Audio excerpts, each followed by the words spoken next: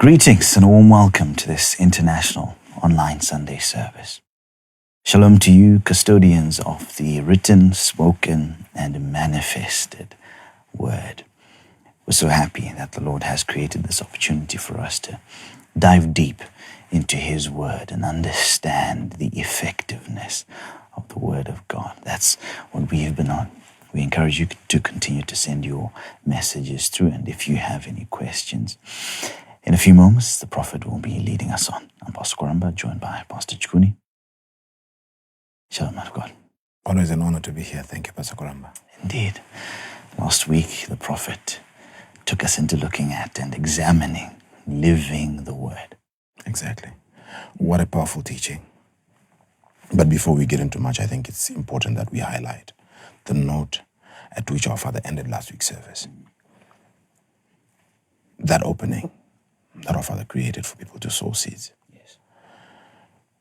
If you are smart enough, if you are able to see and understand, you will realize that it was like our Father tapped into a certain dimension, and then He brought the topic up.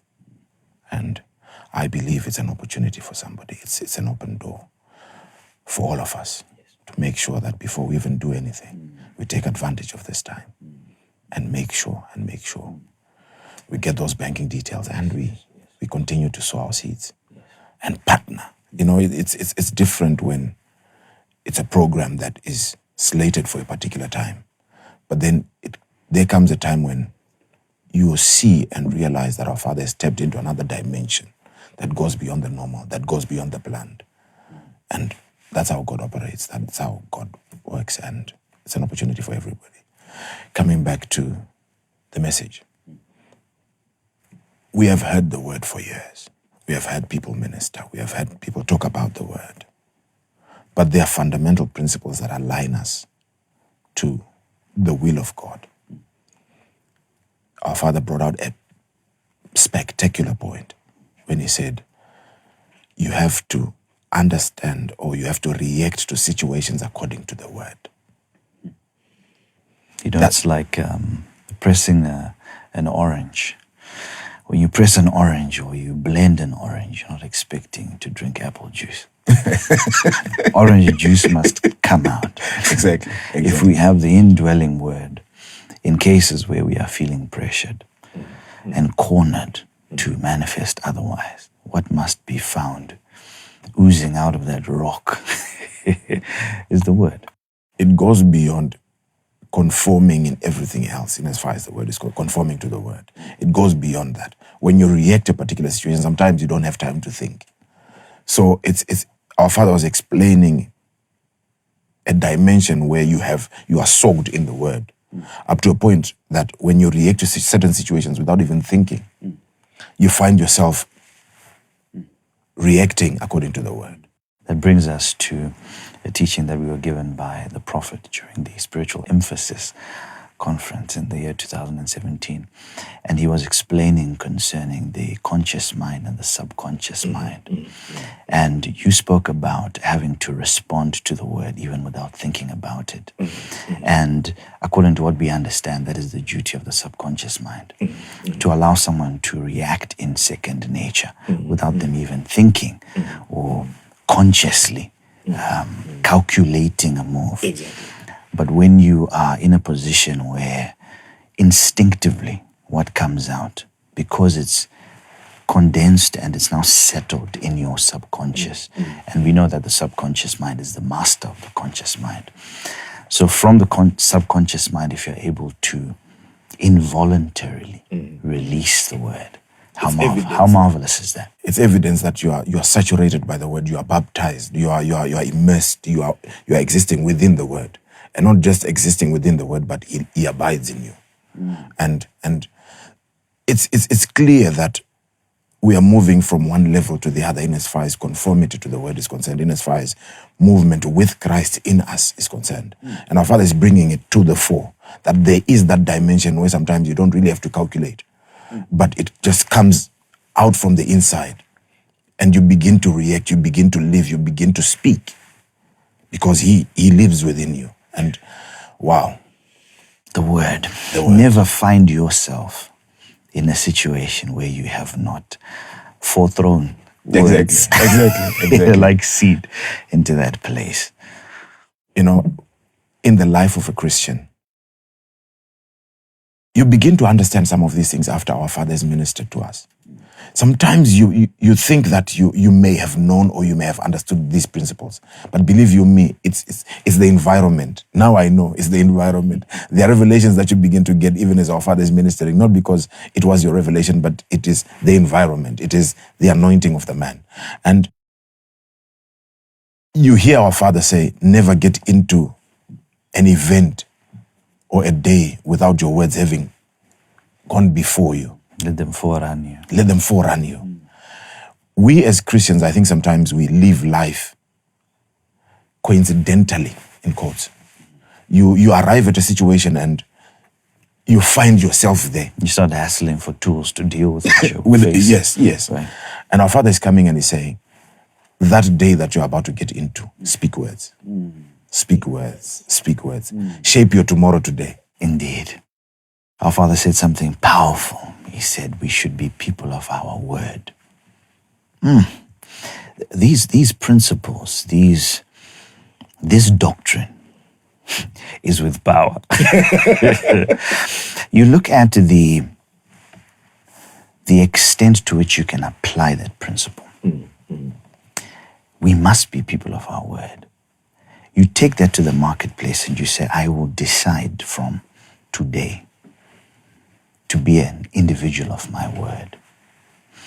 Tell me, Pastor Chikuni, what will be impossible in that place, in that arena? We're picking one out of many areas that an individual can decide. In my life, I'm going to be a person who sticks to my word. It's amazing, Pastor Koramba, what you're saying, because even as our Father was ministering last week on that particular area, I was thinking of one's compatibility with their word. Are you really compatible with your word? Does it make sense for you to say something? And our Father is coming in and is bringing us that information that enlightens us in that particular area to say, you need to be able to speak and live that word. So whatever you then say has to be compatible with you. Or any situation that you get into has to be compatible with what you said. It's an amazing season, Pastor Koramba. It's the word. I'm going to ask, should you be compatible or should your word be compatible with you? But I suppose it's the latter. Yeah. Grateful for this moment now where we can have our Father leading us on this morning. Allow us to introduce the great prophet. Greetings, our Father. I'm grateful to be here. Greetings to you. Thank you, our Father. Thank you, Father, for living by the word. That was a powerful delivery. Father, that message, it goes across multiple spheres of life. It shows us the immeasurable power that we have to be able to create events and seasons according to how we desire. And you once taught us that why should we separate our desires from that of the Lord if He's in us? If He can desire in us. And we have His mind. We have His mind. And so, Father, if I know and if I can feel what I want the Lord to say to me, why can I not say that to myself? Interesting. It sounds Very stubborn. it sounds so stubborn. Very stubborn. Very, very stubborn. But these are the realities you're teaching us, Father. Thank you for the strength. Thank you. It is quite interesting because you can imagine if you can have the privilege of knowing what God is supposed to be saying. Yeah. You only can know that when you're using His mind. There's no way that you can know what God is knowing unless it is His mind that you're using. So my statement was, how is it that you even know? You know what God should be saying. There are things that you are hoping that God would speak. How is it that you know? How is it that you know what God is supposed to be saying? And I'm not saying you're wrong, you're right. Things that you are waiting for God to speak over your life. How is it that you know the things? Isn't it the mind of God that you're using? So if you can make use of His mind, why not go ahead and make use of His mouth? That's profound, Father. That's profound. That's not your mind thinking about such things. How can you even know what God is supposed to say? So you're using God's mind to think. So go ahead and use His mouth and you speak. But we thought having access to those exact words, it means we have to remind God, we have to wait for Him to speak, and yet Make it a prayer directed to Him. yes, yet it is Him telling you what He is supposed to say through you. Wow. It is Him telling you what He wants to say through you.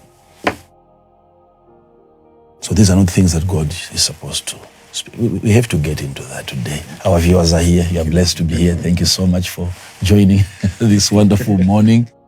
And it's going to be a blessing. You'll find it so interesting, and I think every part of you is going to attest to the presence of God today. Thank you for being here.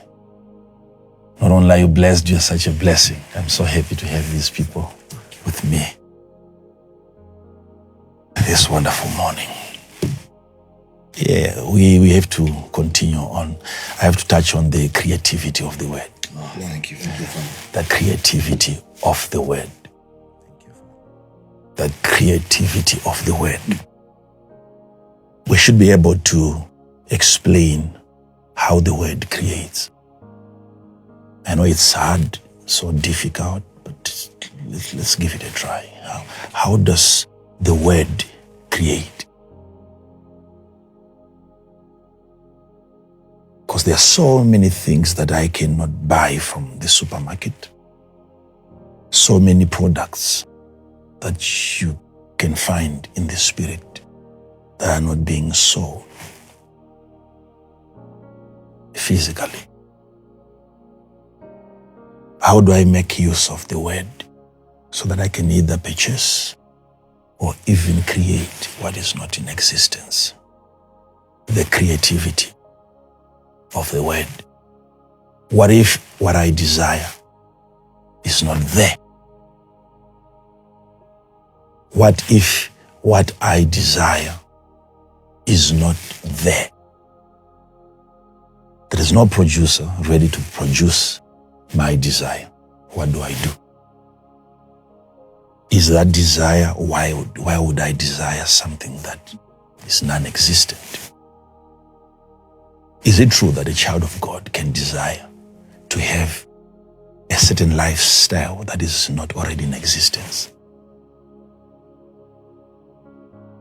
Are you given that ability to imagine what can never be imagined? Can you yearn, can you long for something that isn't there? And I'm not saying the fact that you desire to have it, it means it is there. No, I'm just saying the desire is an indication that it can be created. The fact that you have desired it, it means it is a lifestyle that can be created. Thank you, Father. Yes. Thank you, Father. Yeah. So it can be the actual thing that you're desiring, that is calling for its own creation. You must be able to understand that kind of a desire where something is desiring so much to come into existence, and signals are being sent to you by God to bring that about. So when it is God speaking and when it is us speaking, where is the difference?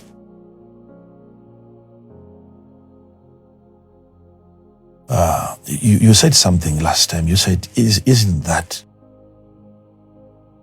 what makes him God? Isn't that the reason why he's God? The fact that he speaks and things happen. You see, if you are to go by that principle, then we are assuming that speaking and nothing happens is what makes us humans. That's the assumption. Because if that's what makes God God, the fact that he speaks and things happen.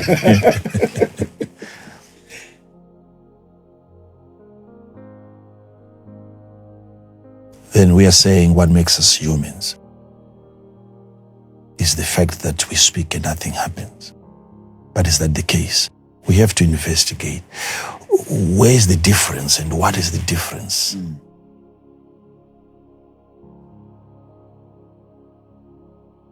Can I speak into the life of somebody and then he goes away telling people, I have heard from the Lord?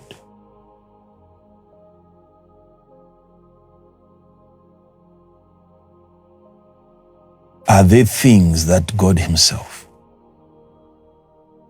is never going to communicate with you in person? We have seen that last Sunday. The angel of God came. He delivered a word, but the word was, invite Peter so that he gives you the word. Profound, Father. That was deep. Yes. The word from the Lord, which said, invite Peter so that he gives you the word. Things that even angels of God cannot utter.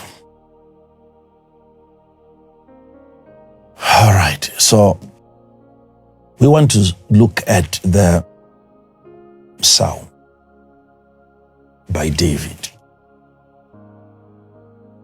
in chapter 109 and verse 1. We want to see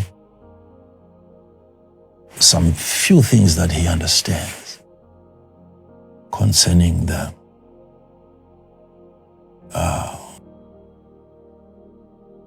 creativity of the word. Verse 1. Verse 1. Hold not thy peace, O God of my praise. Oh, whose psalm is that? You can read all of it. To the chief musician, a psalm of David. To the chief musician, a psalm.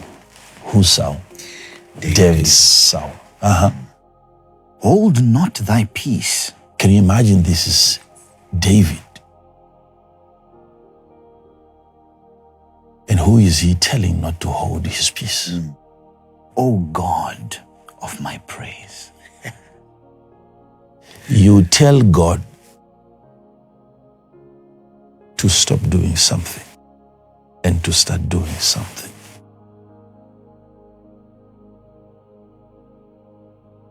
Let's not be fast when we are reading some of these things. We might miss a point where we have just witnessed the creation asking the Creator to behave in a certain way. He has sensed that God is almost about to quit speaking. He sensed it in his spirit. And he has calculated the consequences. If God is to be quiet, if he is to hold his peace, And he goes on to ask him not to hold his peace. Don't be quiet. Don't be quiet. He has measured the amount of help that he has been receiving so far from the voice of God. Whenever God is speaking, he is so comfortable in his environment as long as God is still speaking. And he knows the danger. He knows that I'm here today, alive, kicking very well by reason of the spoken word. And if God is to quit, if God is to be silent, then he begins to beg him, please, of all the things that you're thinking of giving up on, let not speech be part of it. Don't quit speaking. Just keep on speaking, keep on speaking, keep on speaking. And this is, for your information, the King of Israel. This is the King of Israel.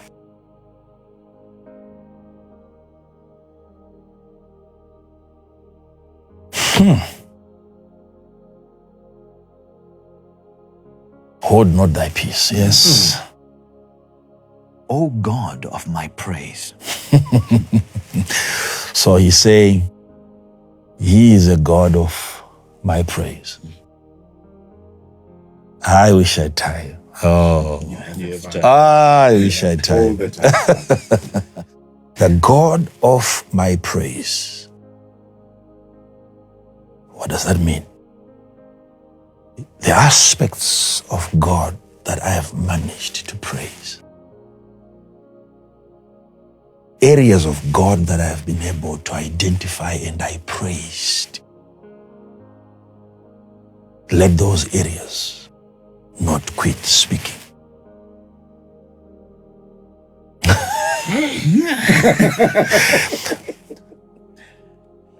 The God of my praise.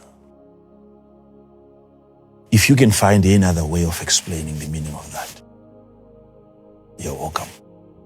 Let me know. How do you call him the God of my praise? What is the meaning of that? He has identified areas in God and he went on to praise those areas. If he has ever called him the God of peace, he's saying, may not that aspect of peace never stop speaking in my life. If I have identified the Jireh aspect in the Jehovah, the part of him that provides, the part of him that delivers when I'm in trouble, and I've praised you for those aspects, let those areas that I've identified keep working for me. Let them keep speaking. The speaking is not just verbally. Keep on acting according to the praise. I've given you praises. I've called you the God of war. So when there's conflict in my life, I expect that dimension of God to speak. To speak, the God of my praise. So God will not manifest against your praises. God will not move unless he is moved by your praises. It is your praise that gives him direction. He behaves according to what you've said. Identify an aspect of God and you speak it out. Wow. I've spoken it out. I have called you this. So you have to act likewise. So he goes on to say something now. For the mouth of the wicked. He understands something very critical. God has to keep on speaking because there is another mouth down here. The wicked has a weapon. The wicked, the enemy, has a mouth.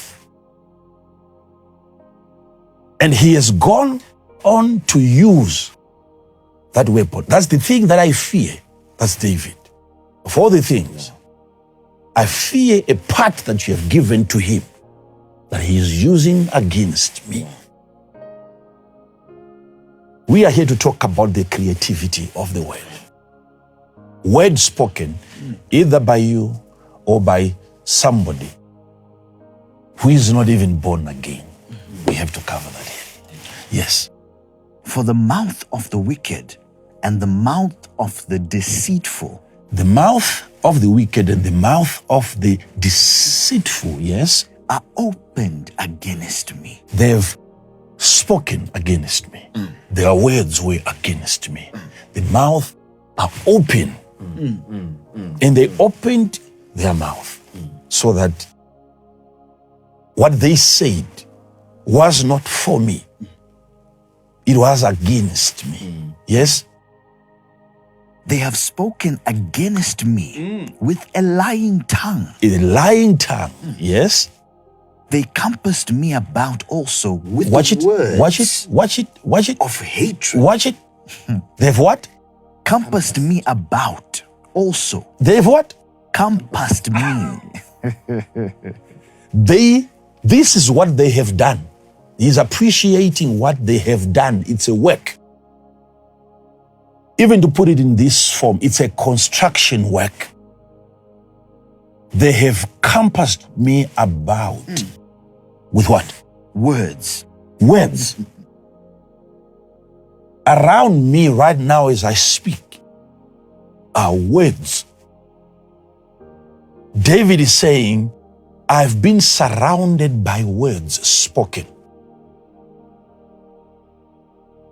So right now as I speak, I'm in a shell, I'm in a cocoon. What they've said has now become my atmosphere. They've limited me.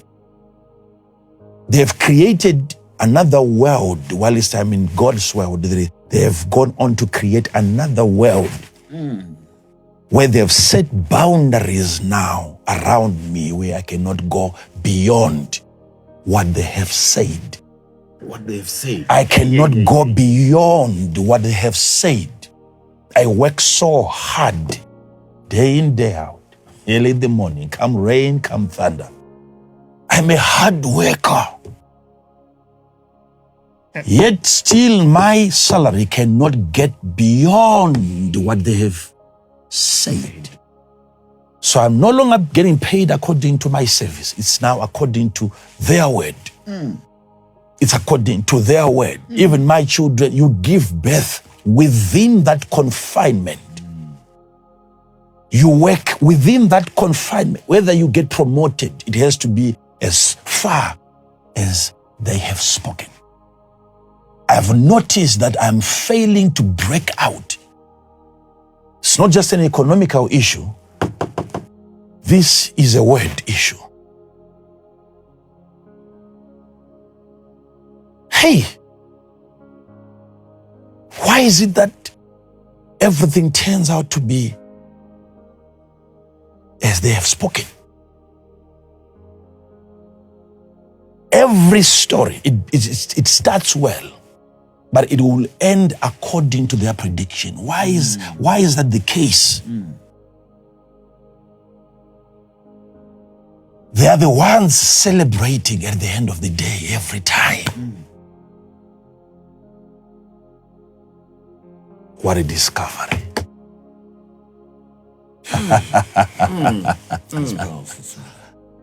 I'm surrounded by an army of words, keeping me inside. No expansion, no extension, no multiplication, no increase. And everything that is happening to me, I've noticed, is according to their word.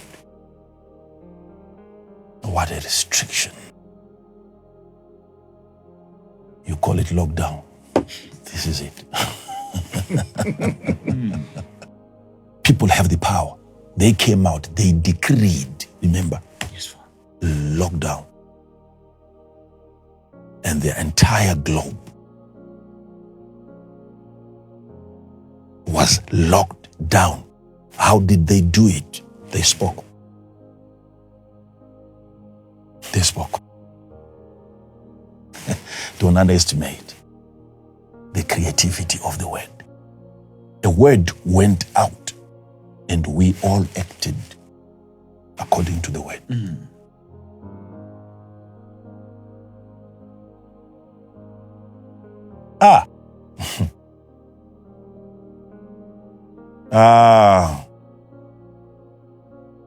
My prayer was for us not to be here for too long. Keep on reading. They compassed me about also with words of hatred and fought against me without a cause. See how they are fighting against you? See how they are fighting against you? See how they are fighting against you? They don't need to come to your house. It is their word that comes to your house. For my love, they are my adversaries. The love that I've developed for you, at least David knows why they hate him so much. It's because I love you. My love. It wasn't just my love for you, it's my love. Even for them.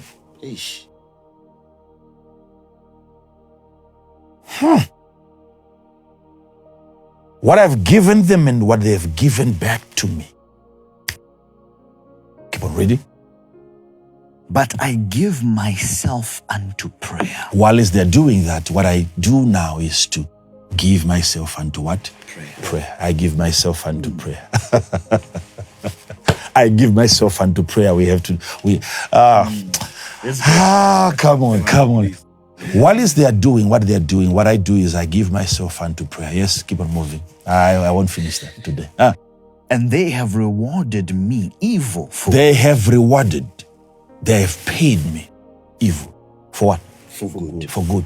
Everything that I've done for them was good. And what they thought of giving to me as a reward was evil. Evil. Evil. The day that you get to hear the woman or the man that you have helped, the day you get to hear what he says in your absence, then you will understand the dilemma that David is in right now. Thank God you have no access to those words.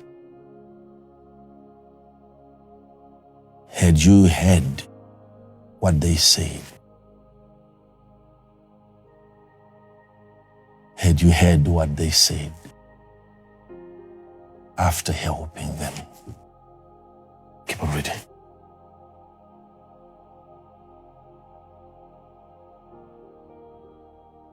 And they have rewarded me evil for good and hatred for my love. Set thou a wicked man over him. Now it is him, David, speaking. Yes,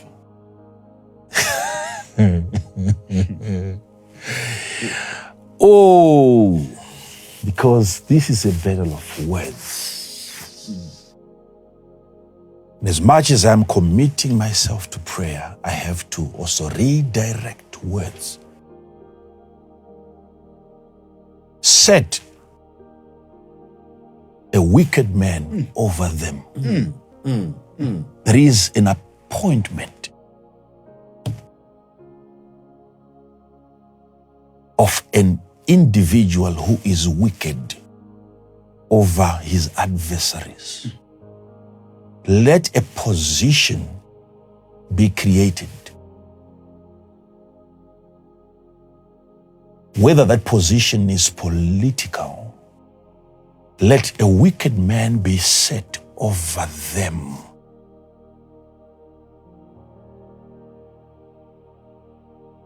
This kind of enthronement of an evil man by the words of David, where we now have a man who never qualified for the position,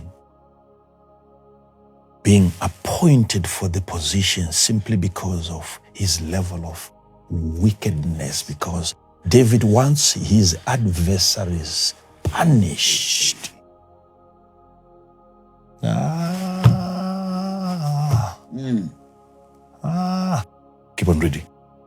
and let Satan stand at his right hand. You might think these are his enemies speaking against David. You have to be very careful when reading that passage. It is now David speaking against them now. Let even the devil himself be present. On his right hand. People of God, do you know what happens when you have the devil standing on your right hand? That's the hand of power. Yes. That is the hand of creativity. When you have the devil standing on that right side of yours where things are supposed to be happening, when you have the devil on your right hand, you must understand the meaning of that. You must try to understand the meaning of that. When the hand that signifies power is where you have the devil standing, it means Lucifer has now become your strength. You do things according to the devil. The devil now starts using your right hand. If it is failure that he wants to achieve, he uses you to achieve it. You become his workmanship. You're now employed by the devil. It is his agenda that you pursue.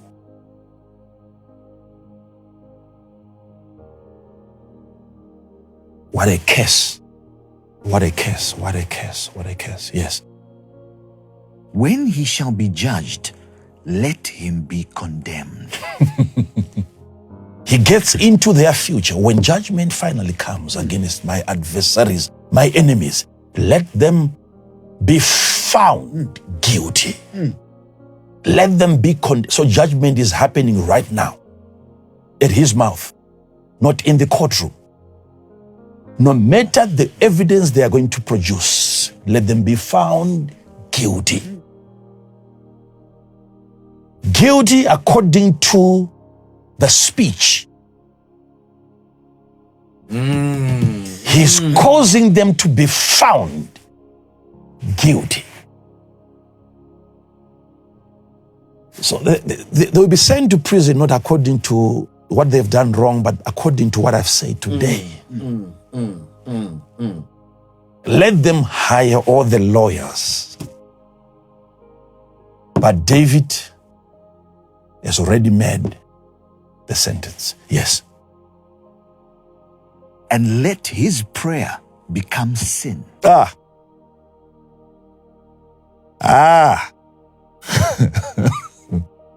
Let his prayer become sin. You only get to understand who is speaking at the end. If you're quick to think, you might think that's how they were cursing David. No. Let his prayer become sin. To think these are people who are even praying. These are people against you, not that you have left in the village. These are people in the same church, of the same faith, who are not happy with you having that kind of a testimony. You are jumping up and down thinking that they are busy rejoicing with you. They don't like the way things are happening around you. What you got from the Lord is something that they've been waiting for years. Let David now is saying, should they pray? Should they decide to pray? Let their prayer become sin. Let them pray amiss. Do you know there are people who hate you so much with your purity, your love for God, and you to think that you can have an enemy? I've seen people that are so straightforward. I've seen men, I've seen women that if they're so tender. I've seen strange people. Pastors, believe you me, I've seen people that are so kind. You wouldn't think there can be someone against them. Yet they still have enemies. There are preachers right now on different television channels. You listen to their preaching. Everything is nice, good, pure, encouraging from the beginning to the end. Yet there's still a critic present, attacking them. You try to listen to it. Could there be something that I have missed that agitated that critique? Why would such a man be insulted for such a good work?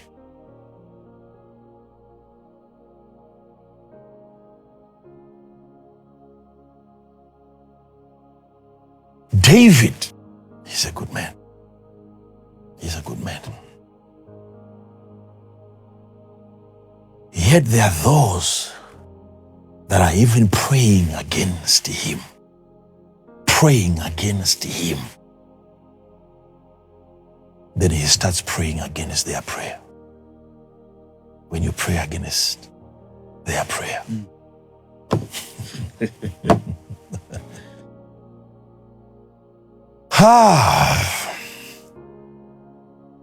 Let their prayer become sin. Yeah.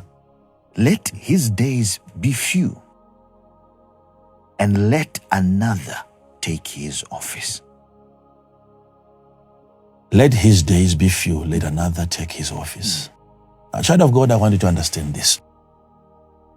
Whichever case you would want to put this, I keep on, now this is the third time that I'm telling you, this was David pronouncing a case over his enemies. Even if you want to take it the other way, having your enemy speak against you like that, that's a serious issue. Let's not debate over who is speaking here. What we know is, either way, if you have your enemy praying that your prayer becomes sin, having your enemy praying that the enemy stands at your right hand, the devil himself. Ha!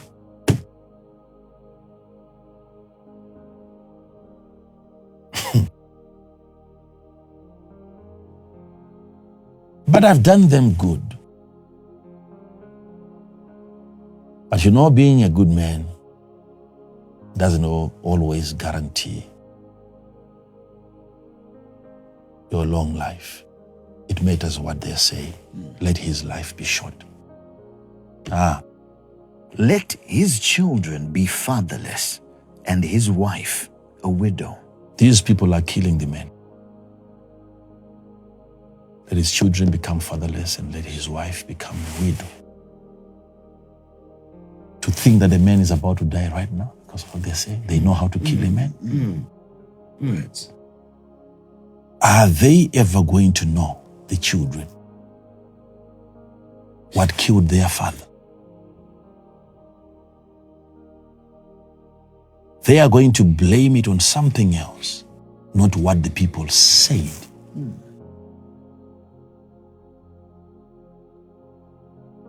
Are you aware that words can shorten or lengthen a lifespan?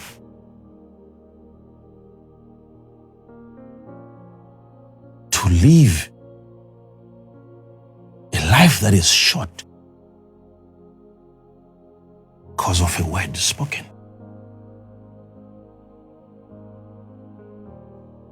I might have to explain that. Please do. Now we have orphans. We have widows as a result of a word spoken.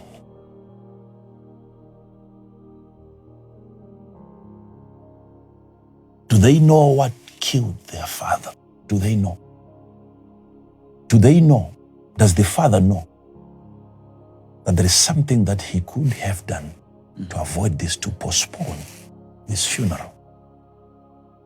The father of the house is dead, gone, buried, never to come back again. And what killed the man is not what he ate. What killed the man is not the disease he was diagnosed with. No, it was the word spoken. You will hear things that you were not expecting to hear. Just keep on following. Keep on following today. Keep on following. We have underestimated the creativity of the word. What comes into being when a word is released. We now have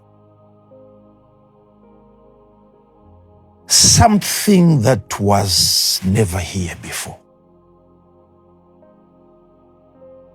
And we know someone said something.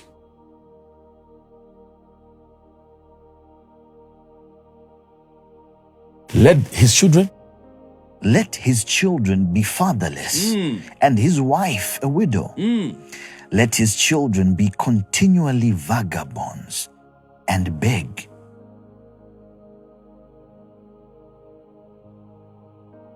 Continually. Be what? Vagabonds. And what? And beg. What if they go to university? It won't work. Never. Maybe there's another course that they need to take. It won't work. Continually. The word continually is there.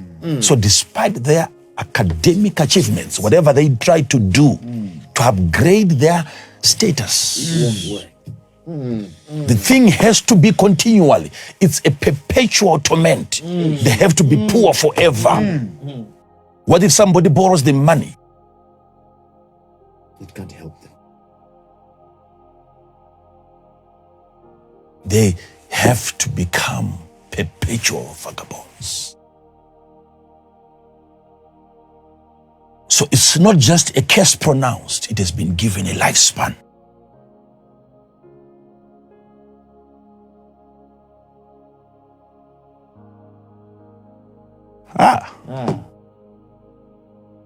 If you think there can be any other place, any other platform available today on the internet where you can hear better words, go there. Go there. This is the place where you're supposed to be, right here. Hearing the things that you're hearing, it means your time has come. Now, listen to what he's saying. Let them seek their bread also out of their desolate places. There won't be bread in their house. That's what he's saying. Let the extortioner catch all that he hath. Extortioner, somebody who comes to get. Yes. Let someone be hired. Let someone be raised who comes and he impoverishes him. Let thieves, even people who can't steal from him, and they'll never be caught. What is that? What is that? And let the stranger spoil his labor. Keep on reading. Let there be none to extend mercy unto him, neither let there be any to favor his fatherless children. Let the stranger what? Spoil his labor. When a stranger comes into your house or into your country to spoil your labor, a stranger, a foreigner, when he comes and he walks into your territory, and it is your labor that he spoils, the spoiling, what you have worked for to get, what you have labored for to construct, he comes to spoil. That's the case. We'll come back to Sabda Pania. Thank you. Thank you, Father. Thank you, Father. Thank you. Yeah, we're waiting for that. We're waiting. Thank you, Father. Thank you. Oh, my God.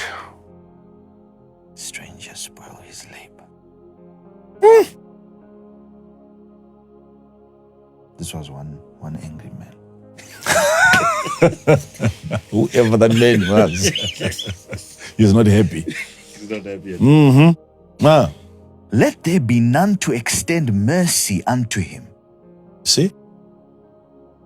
No mercy. Uh-huh. neither let there be any to favor his fatherless children. Let his posterity be cut off, and in the generation following, let their name be blotted out. Let the iniquity of his fathers be remembered with the Lord, and let not the sin of his mother be blotted out. Even the sin of his mother, let it not be blotted out. Yes. Let them be before the Lord continually, that he may cut off the memory of them from the earth. Father, can I ask a question there? Yeah. The authority that this individual is displaying, David, it sounds as though he is showing us that he has the power to commit individuals to hell Sure. without having even to consult God on that matter. Consulting God on that matter. We are coming back to the issue.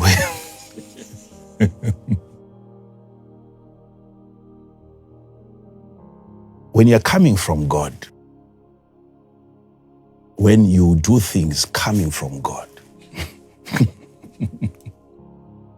you must understand how far we have to go when it comes to consulting God. The picture that you have is where you go to God with a matter. But in this case, you are coming from God with a matter. We are coming from God. That's where we are coming from. So consulting from God is not like you are going to God every now and then to inquire and wanting to find out. As if you've never been there before. You left God coming here with an assignment. So you must understand that part. So there are issues that you don't say, I have to go to God and hear about this. You came from God because you heard about this. You are on a mission. God released you for that purpose. So to go back to God and ask, am I supposed to do this? Yet this was the reason why he dispatched you. Let them stand before God continually. Not so that God blesses them, so that...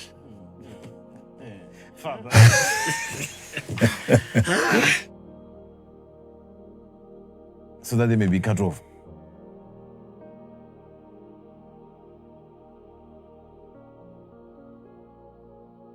This is serious. This is serious.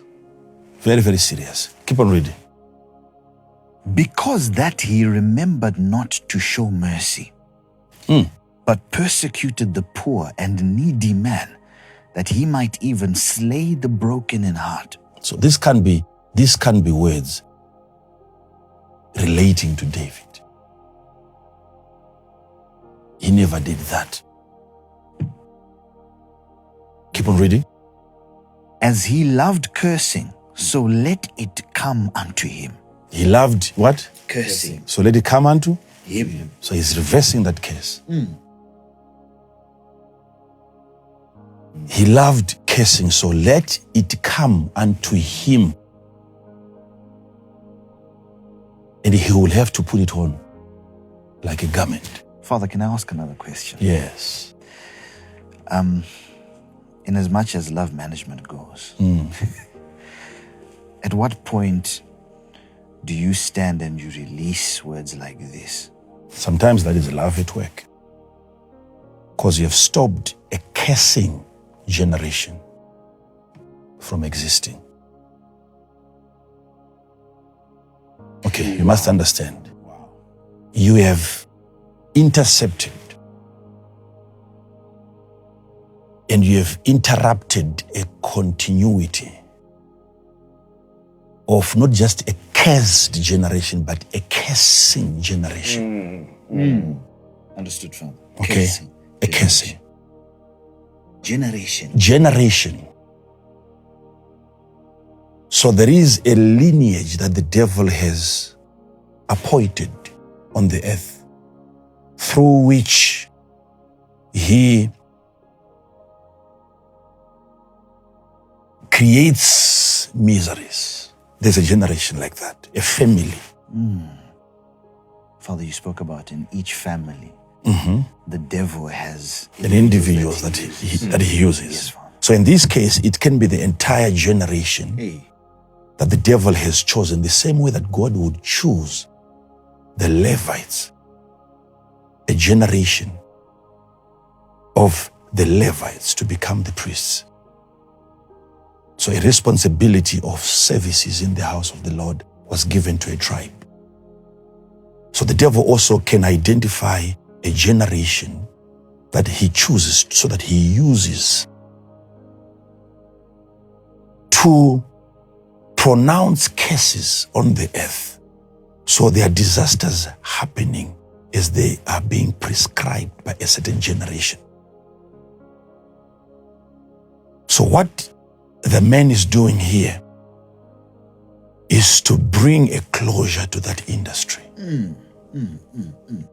He has targeted, he has seen where cases are coming from. If I deal with only their father, their children are going to do as they've seen their father do. That's why a cursing father will always produce cursing children.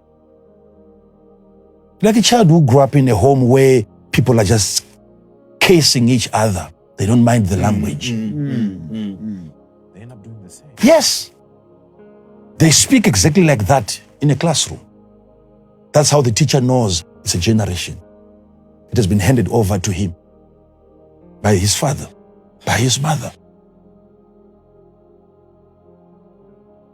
So in as far as love management is concerned, you are not just loving one generation at the expense of the rest of the generations.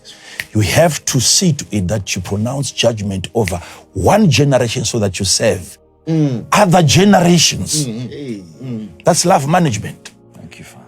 You have to be calculative in the way that you do it. You don't spare one serial killer because you love him. You must look at the people that he has potential to kill. So in loving those that he is going to kill tomorrow, you arrest him today. He is sentenced to death. Yes, Father. That's an act of love. Not just loving him, but loving the people that he's going to destroy tomorrow. It's an act of love. When you curse as a result of hate, that's why sometimes such cases don't work. But if you are doing it from the perspective of love, you see the curse working. Okay, you are bringing order to the systems of the earth. That's bringing order. Cursing from a perspective of love. Okay, keep That's deep. keep on reading. As he delighted not in blessing, so let it be far from him. He delighted not in what? Blessing. He never wanted to hear anything. There are people like that. Everything to do with blessings. They hate it. They attack it. Even preachers. Even preachers, some have chosen to stay as far away as possible from anything that has to do with blessings.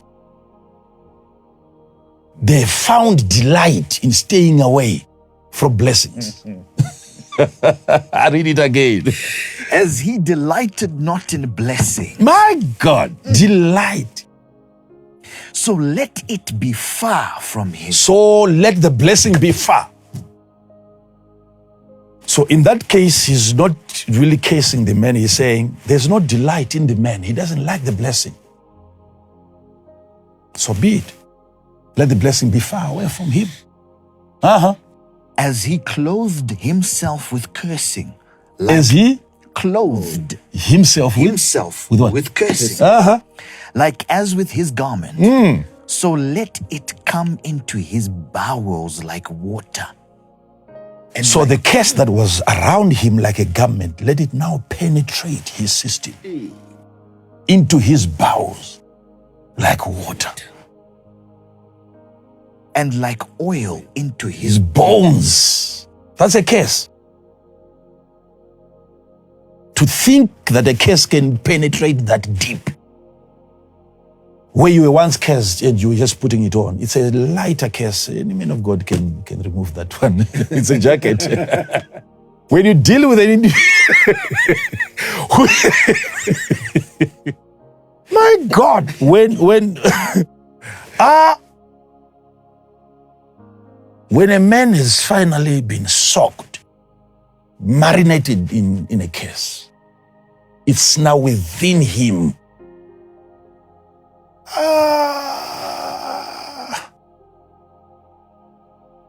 What kind of prayer can deliver such a man? It takes a lot. If you ask me, I'll teach you how you can set such a man free. When now a curse is in the bones, why touching the bones? That's where the marrow is. Why talk about the marrow? That's where the blood, the DNA is created. That's where the generation is. When a curse, you have been putting it on for too long. That's why you must be quick to shake yourself from any curse that you sense around you. It comes first in form of a jacket. You feel it over you. Don't let it stay. It will become watery. It gets into your blood. wow. You keep it for too long, it gets into your bones until the next generation is contaminated. Let not a curse overstay on you. Thank you, Father. My God. Before you begin to act against it, you have to move against it. Oh. Let it be unto him as the garment which covereth him, and for a girdle wherewith he is girded continually. Let this be the reward of mine adversaries from the Lord. Now you know who is speaking. Yes, Father. Now you know who is speaking. Let this be David. Let this be the reward the reward. They have to be paid. of mine adversaries from the Lord, Yes. and of them that speak evil against my soul. They speak. Back to the speech. Yes, Father. They speak Speak evil against. my soul. When a soul is spoken evil of, you must have ways of knowing that since my soul is the way I feel, I touch, I sense, you must be able to know that my emotions are being tampered with. I am emotionally responding to situations according to their speech. Because they can manipulate your soul.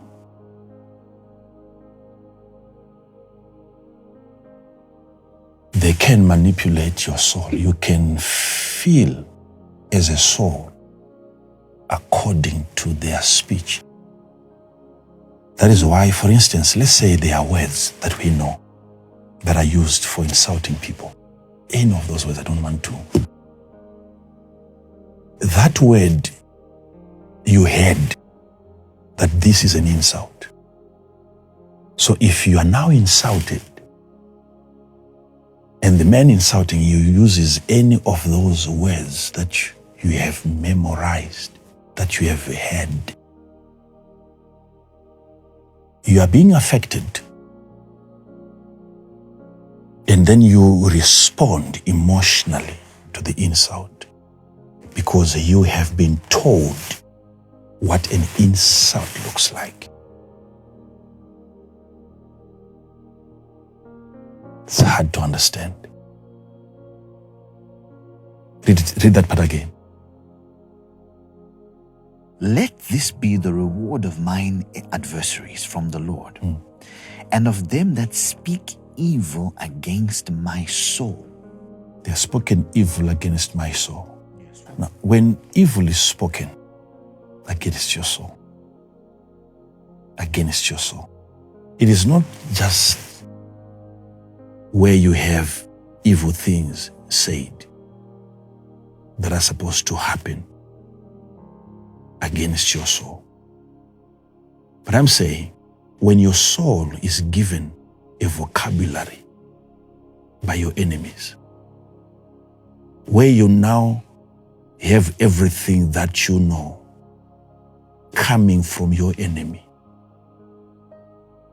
he tells you what is wrong, he tells you what is right, he tells you what is sweet, and he tells you what is bitter. When the world begins to define things according to its own perspective, right is now according to worldly standards. Wrong is now according to their standard. When they've spoken evil against your soul, like I'm telling you the example that I've given you. If someone calls you a fool, you become angry because you have been told, it has been said, your soul has been advised that that term is an insult. So you become angry. So your emotion is being driven by what they have said, what they have spoken. So you are under their manipulation. They can cause you to be happy, they can cause you to be sad. According to their vocabulary, they have trained your soul to respond in a certain way because they have said this word is good and that word is not good. Keep on reading. But do thou for me, O God the Lord, for thy name's sake, because thy mercy is good, deliver thou me. Deliver thou me. He is asking for deliverance. From what? Words. For I am poor. For I am poor. And needy. I am what? I am poor. Who is poor? David. David. The king of Israel. If you know the man, you must stop there for Yes, Father. Yeah, you have to stop there and begin to question yourself. Whenever I see poor in the Bible, where the Bible said, blessed are the poor, what is he referring to? If such a man can say, I'm poor, there is something that we are failing to understand. Then we begin to promote the poor and we think not having money is what the Bible is talking about. The original meaning of that word in that context refers to humility. Indeed, Father. Humility. Blessed are the humble. There's no blessing in being poor. You must understand the meaning. So, because I seemed to be humble to them, and they took advantage of that.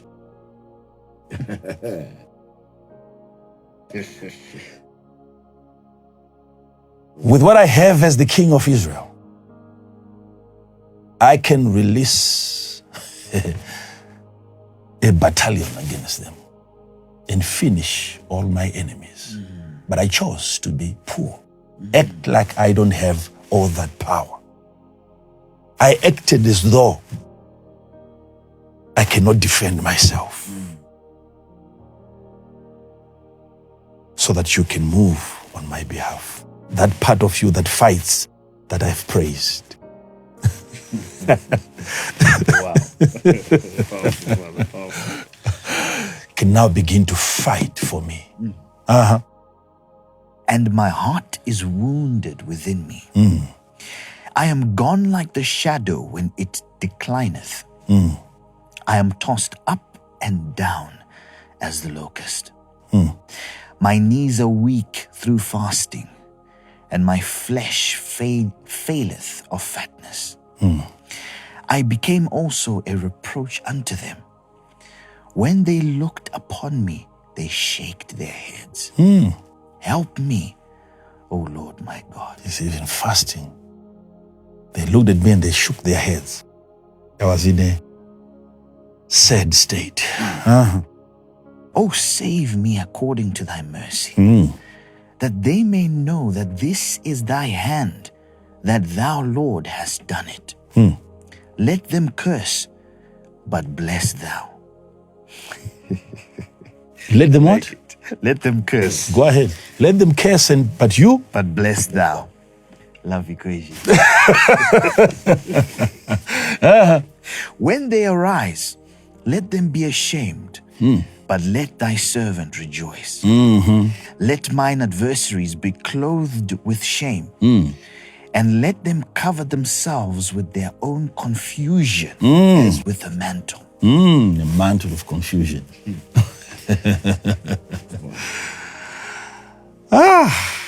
My God. Now,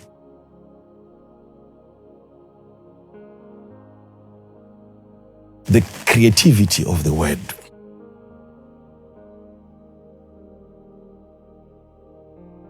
I want to drop in some life-changing materials into your being so that you can make use of it. Should a need arise.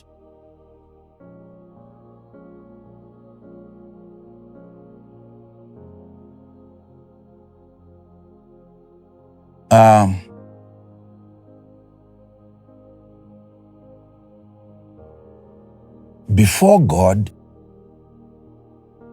made them male and female in chapter 1 of the book of Genesis,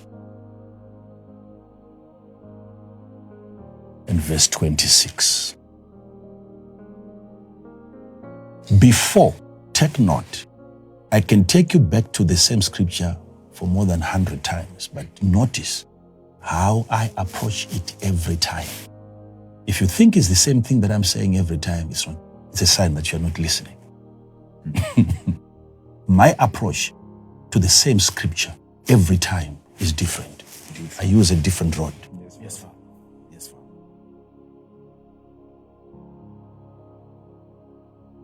I want you to be very, very attentive so that you can see the before. He made them male and female. Verse 26. Yes, Father. And God said,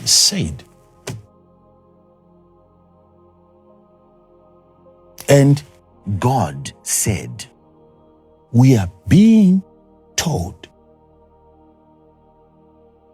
that God says even before he does.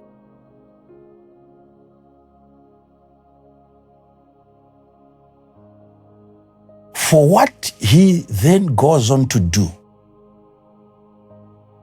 to hit the success mark,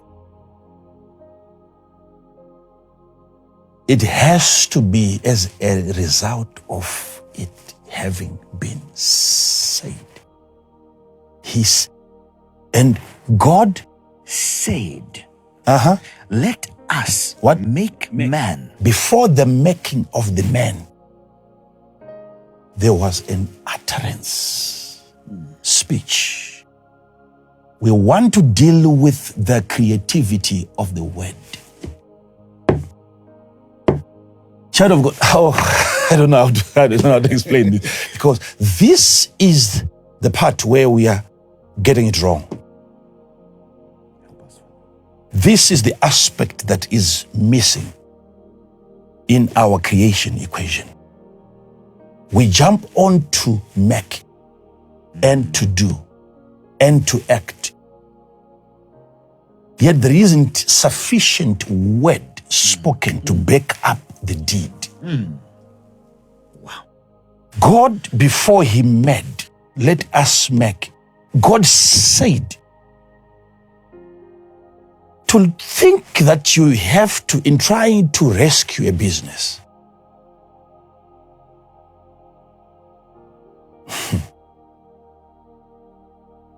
whoever is given that mission to restore that business that is going down, to think that he is supposed to investigate that far to see what was said. What did you say at the beginning of your marriage? Before you went on to make it. Because God, before he made, he said. Before he made, he said. Before he made, he said. Powerful, Father. Did you manage, men of God, to say it before you did it? Who else can we copy out there? Because I can't remember of any company as big as, I can't think of any project bigger than this earth. And I look at how God is running it. His model of business to me is just outstanding. Till today, systems are following his decrees. Stars are placed where they are by his word. He said, let us make men. This is so profound. Indeed, it is. This is so profound. There are things that I want to say today. There are things that I want to say here today. Hear this. Hear this. Don't miss this. Don't miss this. Don't miss this. Don't miss this.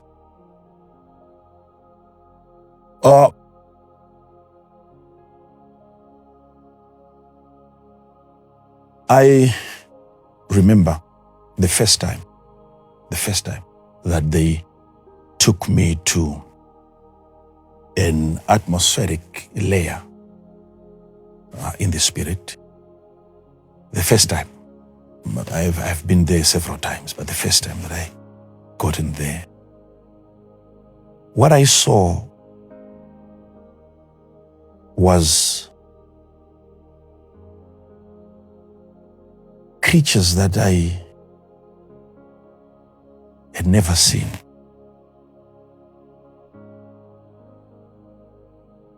Creatures which are not either earthly or heavenly. But I saw them existing. But their form, they were not in human form. And then their size to me. I asked, what are these? And the man gave me a name. I was told I was given their name. But what was amazing to me was not just the size. These were young creatures, like babies. What is this? They were like babies. Very young. It was like they were in an incubator of some sort. I could see they are lying, but they are yet to be able to stand and to walk. You could actually see like the umbilical cords or something like that. They were very, very tender. But to say these were humans, I cannot say that. To say these were wild animals. Notice they're not even in the forest. It's an atmosphere. But then I was made to understand this. You can argue all you want, get all the scriptural references. I'm just giving you my personal experience that I had. Then I was told, have you noticed that ever since creation, there has been an increase in the population of demons? was asked, have you noticed? Whilst I was there in that vision, I could not argue because to me it was a reality that, things that we are seeing nowadays, there should be an increase. We can't say demons have now become more powerful. It's not the increase in their power or in their influence. There must be an increase in their number. We are now dealing with more demons in this generation than the generation before. Do you think that more demons are getting activated or getting hired so that they start working now? What were they doing all along? Yes. So I was made to understand that the population, demon population, is on the rise. But the only way that you can understand that is when you get to a place where you witness the procreation of spirits. There's no any other way. There's no any other way. What God created back then, that was enough. But if there is a rise, we can argue. Yes, pastors can argue, maybe evangelists can argue, but let's have prophets who can argue with me in that area and say that's a lie. But if you are spiritually sensitive and you can open your spiritual eyes and you look into different environments, you can see the increase. You have to understand me on this one. Why are we now having more demons coming in, taking over? If you are dealing with the same number of demons that were there before, where are they coming from? Now, I understand. That's why I'm saying when I bring a message to you, it is out of experience. What I've seen, what I've handled, what I've touched. That's when I begin to understand the danger of speech. When people are speaking carelessly, unaware of what comes into existence when they speak. All these that you have seen, they are produced by words. When an evil word is spoken, it's a seed, it's a sperm, it's a semen. You must understand something. Let me lead you to something very important. When you speak,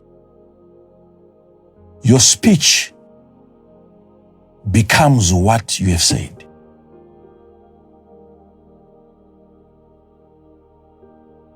The speech becomes. The speech becomes. Okay. Look at this. When an evil word is spoken, you see, you must believe in the creation of curses. That when people are cursing, a curse comes into being.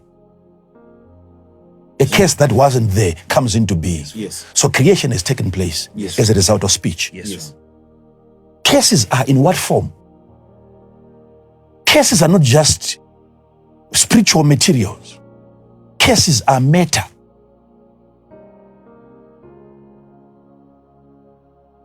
And hence the ability to confine individuals to certain spaces. You see, how can you physically be restricted by something that is not matter in terms of material? Where you can't physically move forward because your poverty is not just spiritual. You are failing to move forward financially. But I was being made to understand while it's there that these were once in word form. They were spoken out. They germinated. These are demons spoken out.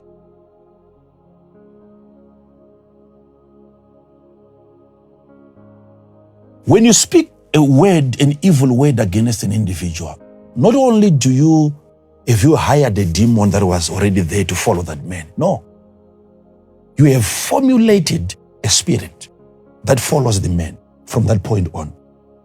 Multiplication of spirits is happening every time people are speaking. I want people to get this. I want you people to get this. Next time you speak, you must understand that a baby is coming out of your mouth. So it was said, they are spoken into existence. This is why there is a rise in their number. They are young. They can't do anything. But the person who spoke like that baby that you see there, the person who spoke that baby into being, has to keep on speaking, because that baby will survive by the same negative word. It's not what you say once that goes on to live forever. You speak it into existence, and the baby will start feeding as you keep on cursing. As you keep on, when you make it your lifestyle to speak negative, that child keeps on feeding on that information until it becomes a grown-up spirit that leaves that realm. And it comes to torment the next generation, even your own child. Now, I want people to understand something here. Where do you get that from? I'm giving you a scripture now where God said before he made. Now, follow something. Because he's aware that if I go on to make before I say, what I make is not sustainable, because it has to be sustained by what I say. It is what I say that sustains what I make. What I make survives on speech. What I create physically feeds on what I'm saying. It's a vehicle that I've created, but for it to move, it has to consume words. That's the fuel. It's the word that empowers what I've created physically. For the man to run, for the woman to operate, she has to rely on what I would have said before creating her. Now, so when God said, let us, he wasn't speaking to the man that he went on to create. He was speaking to a part of him capable of making. The empowering of his hands to make. When you speak in a prayer closet, not to God, but to your hands, it is that speech that gives the hand the skill. It is the speech. Wow. It is the speech. You can go ahead and clap if you want. It is the speech. What you have said over your hand. What you have said over your hand, it is the speech that gives your hand the dexterity, the ability to work out. The skill is given to the hand by the skilled mouth. You have to become skilled in word. Skilled in word. Let us make men. He's not talking to the men. He's talking to us. Let us. He's talking to himself. Let us make men in our image. He's empowering himself for the service, for the business, for the venture, for the job. Let us. So your hand mustn't be the first to move. It has to be your speech. You have to speak before you touch. Speak before you touch. Speak before you touch. I'm giving you the ultimate manual here. How God did it.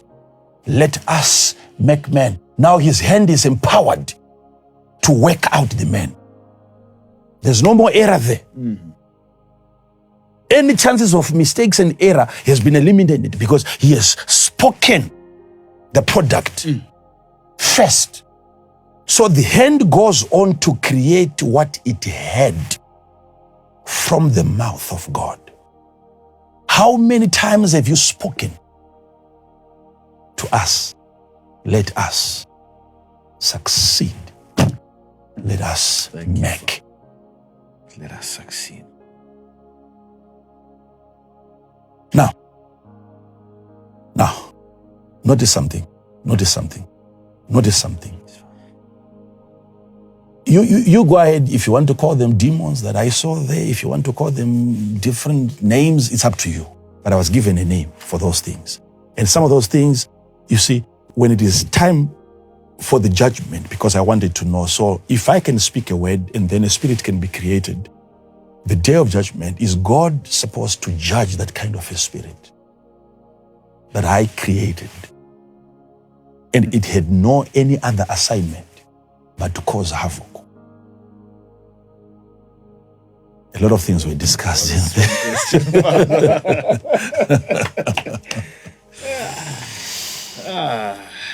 And I was given understanding that, do you know that what becomes your loyalty to God is your disobedience to the devil?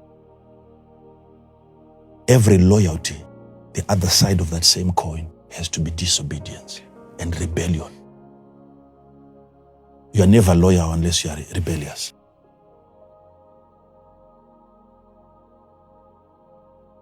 So I was being taught now that no, all spirits created are created with a will. When something that was created for evil rebels against its intention, when something that is evil rebels against its program,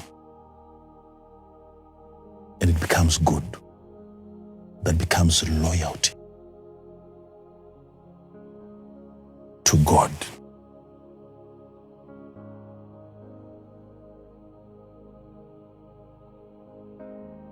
When we got born again, we rebelled. Yes, we did. Yes, we did.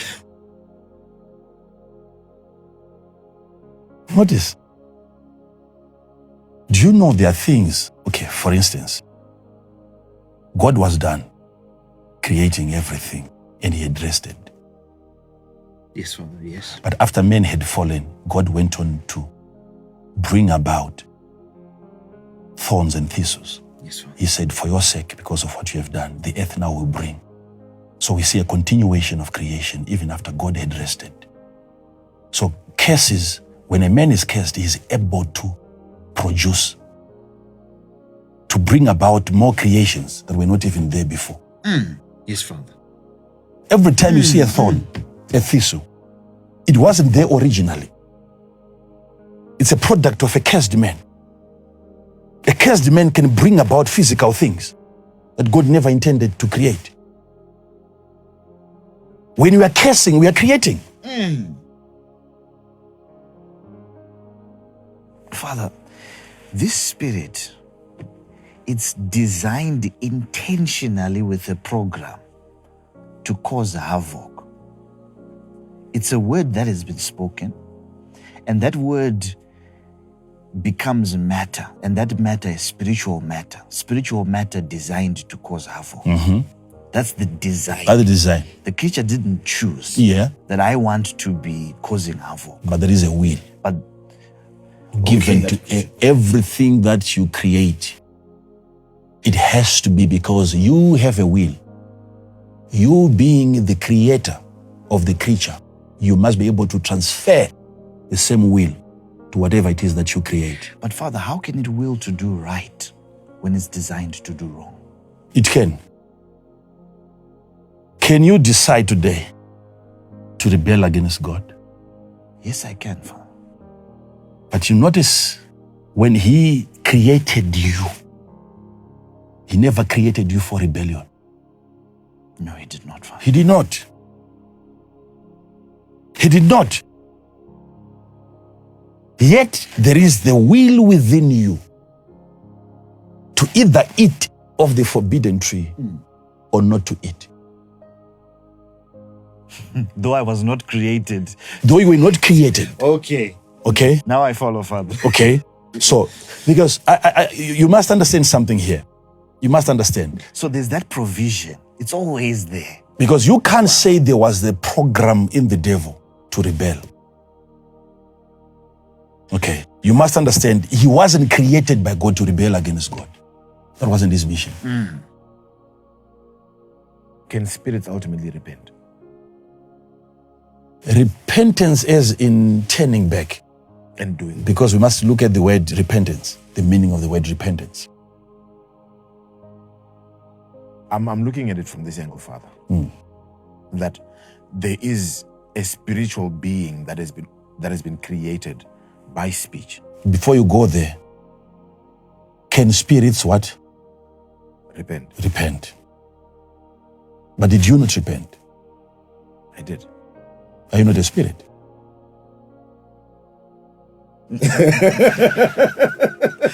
The question should be, can all spirits? All spirits. Okay. Can all spirits? Now, can all spirits repent? Now, I wanted to see something.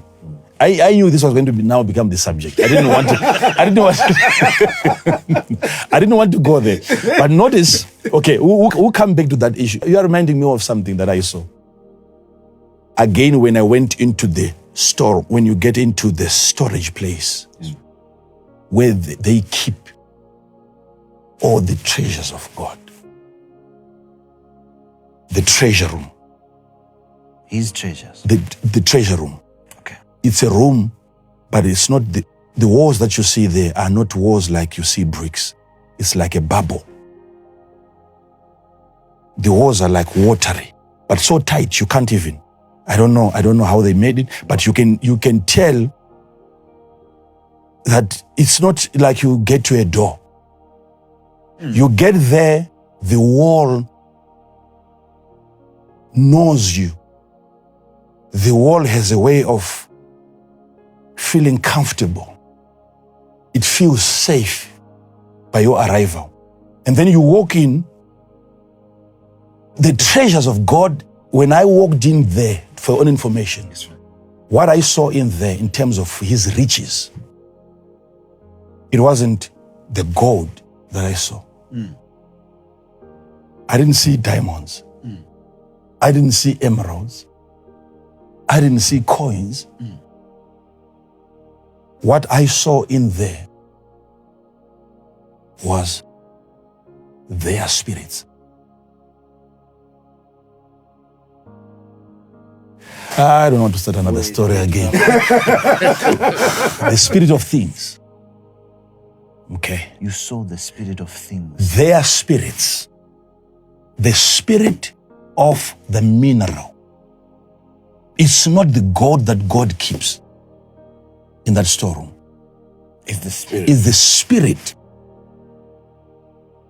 The spirit, when a physical nation, whether it is DRC, is given a physical diamond, it will never have access to the physical diamond unless the spirit of the diamond is given to the nation as its blessing.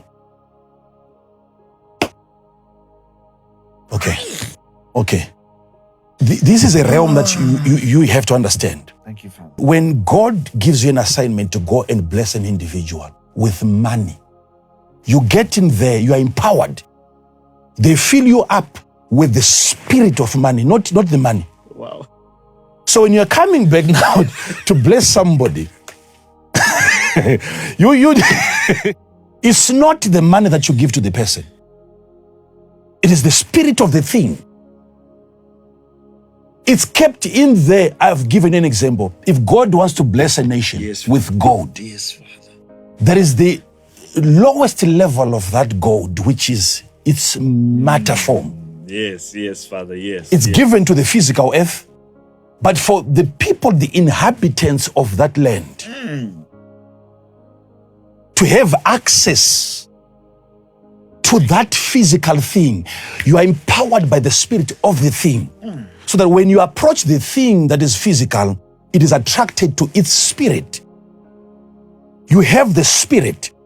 When you approach the thing approaches you. When you're at home sitting, man will have to gravitate towards its spirit. Its spirit. So when you're blessing someone, you say, I want to bless someone, and God gives you the power to bless. He gives you the power to bless. What he gives you is the spirit. that you then go on to distribute. And people are now being followed by the physical thing that is now being resembled by the spiritual thing. You see, in that same scripture that we are reading now, in Genesis chapter 1, verse number 26, God said, "Let us make man in our image, after our likeness." let us make men in our Image, after. our likeness. If you study the two words, the image and the likeness, you will see some similarities. Yes, they could not give them different meanings. They struggled with those words, whether Greek or Hebrew. Or you need to be spiritual enough to understand. There is a difference between the likeness and the image. But let us make them in our image, but after. Our likeness. After. After. So the image has to be after The likeness. our likeness. The image always has to come after the likeness. The likeness. So in other words, what he's saying is, you have the likeness, but the likeness lacks the image.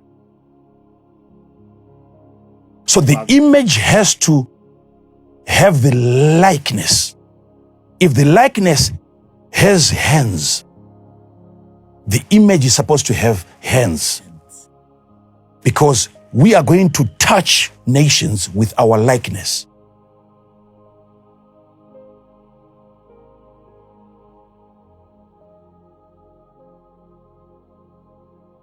Pastors, let's let us discuss this. What is the difference between the likeness? We know, we have touched on that before, but I want to give you a different aspect to that. You see, the reason why the likeness is supposed to have the image, so that the image is after the likeness.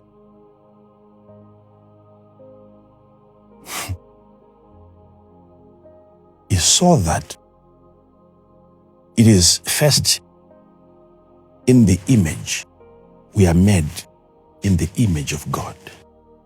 So it is given to us to appear like God in appearance.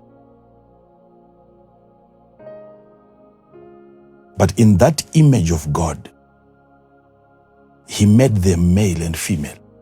And I've said this before, trying to help preachers who are under some extreme inferiority complex, wanting to monopolize God, as if women are not after the same image. Yet God, in several places, He refers to Himself as a mother. Otherwise, He wouldn't have given birth to everything that we see. So if we see a man and a female and both were after His image, it means those two appearances are found somewhere within the same body. There can't be just a male aspect to God if a female finally comes out in the same likeness.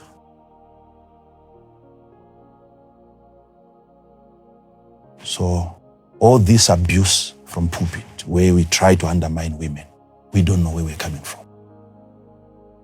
We don't know where we're coming from. Okay. So God, when He gave the image, He was generous to duplicate His image. So that if the man is in my image and the man appears on the earth, that becomes the appearance of God. The earth has seen God. Notice, it is given to the image to appear. But then, we are not just going to appear on earth. We want things done according to us. So who has that responsibility? The likeness. Let us give the doing the power to do, to the likeness.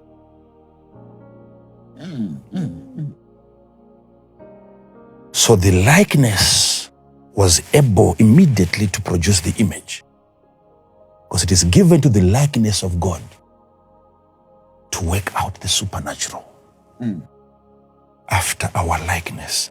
So the likeness produced the image. Why should we have an image after the likeness?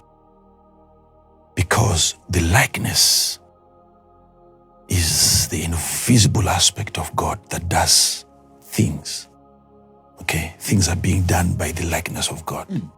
Okay, but now that we have a man on the earth, if the man is going to dispatch healing,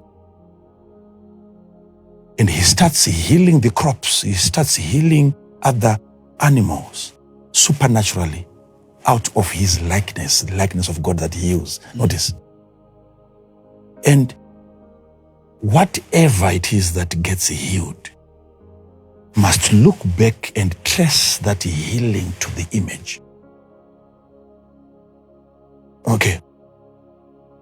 Because if the image of God walks into a place where there are sick people who are dying of different ailments, and you walk in there and people start recovering, jumping from their beds, walking, some for the first time after 5 years, some after 2 years. That's the working of the likeness. But for the beneficiaries, those that the likeness has healed, must be able to open their eyes and trace the healing to the image. And identify where the likeness is working from. So they have to see the body. Where is this power healing me coming from? Hence, there was need for the image. There has to be the image that makes the operations of the likeness visible. Now I know it's because of that man who has just walked in. Now demons are coming out. It's not his body that is casting out demons. It's the likeness of God at work. But I should be able to trace where the power is coming from and get to the image of God. So look at these two gifts given to us by God. His image. We appear in places like him. You have God in a place when you have a man in your house. Oh, thank you, Father. And then when the supernatural begins to happen, you have the likeness of God in a man now acting, doing wonders, doing signs. So if you are, I see something here. Notice. You want to bless somebody who has been cursed. You must be spiritually developed enough.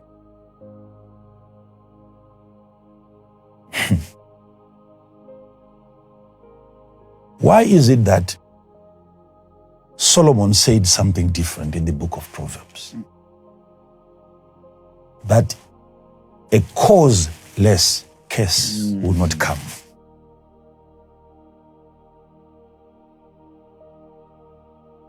If you are cursed and there is no cause, the son is saying, don't worry about that. But why was David worried? Why was he worried of having people cursing him if there was no cause?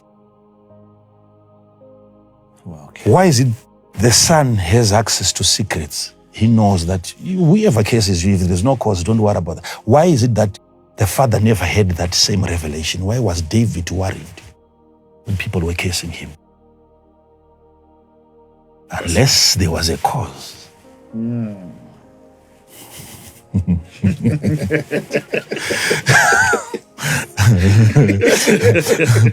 You see, I like even the way that he puts it. He says, like a sparrow, like a bird that wanders. As the bird by wandering. That's what Proverbs 26 verse 2. Verse 2. It's what? As the bird by wandering. As the bird by wandering. He's trying to give you a picture of a flying curse that has nowhere to land. If the victim has no cause, if there's no reason.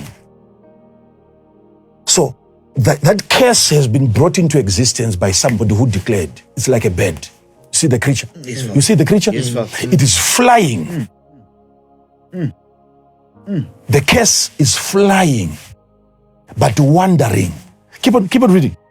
As the bird by wandering. By wandering. As the swallow. It says as. As. The way the bird flies. Because he's not calling it a bird. He is observing the way the curse is flying. It's like a bird to him. So he can't give you the name of the curse. But he's just saying, no, it flies like a bird. But wandering. Why is it wandering? And then he looked down to see where it was supposed to land, the tree, the individual. There was no cause for it to land. As the swallow by flying, so the curse causeless shall not come.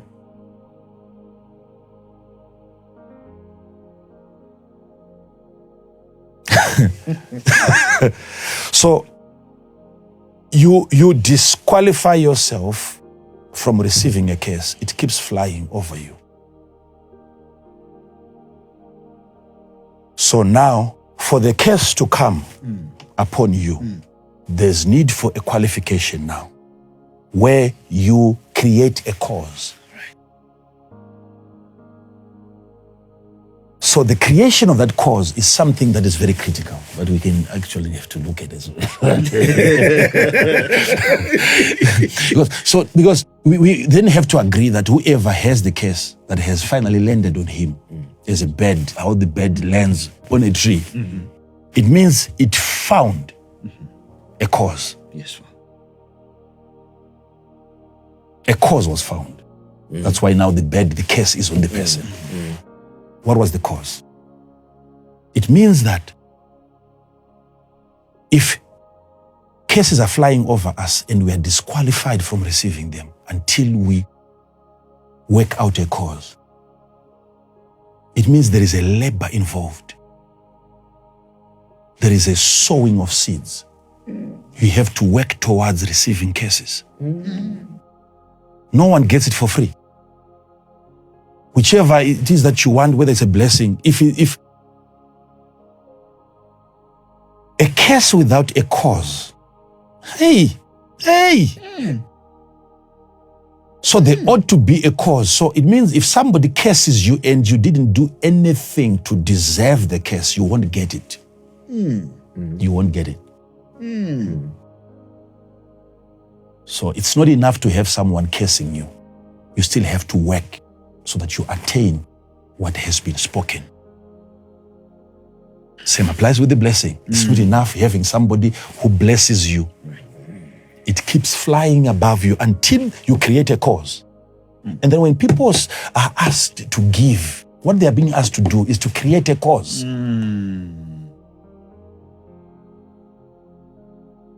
If a curse, you can't have it unless there is a cause. How about a blessing?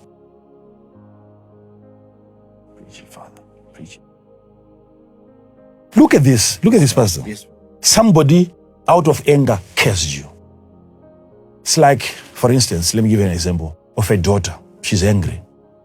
And then she charges towards her mother. Picture a young girl pointing her little finger.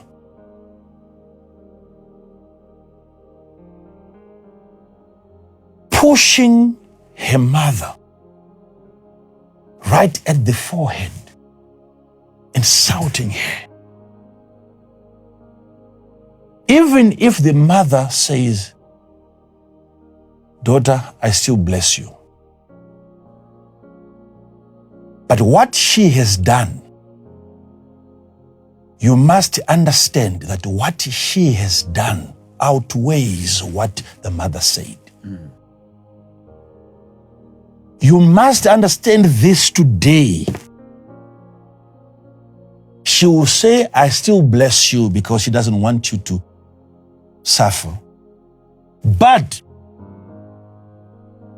the household, even if she curses you, the mother who is being pushed by the daughter, if the mother goes on to curse the daughter, still the household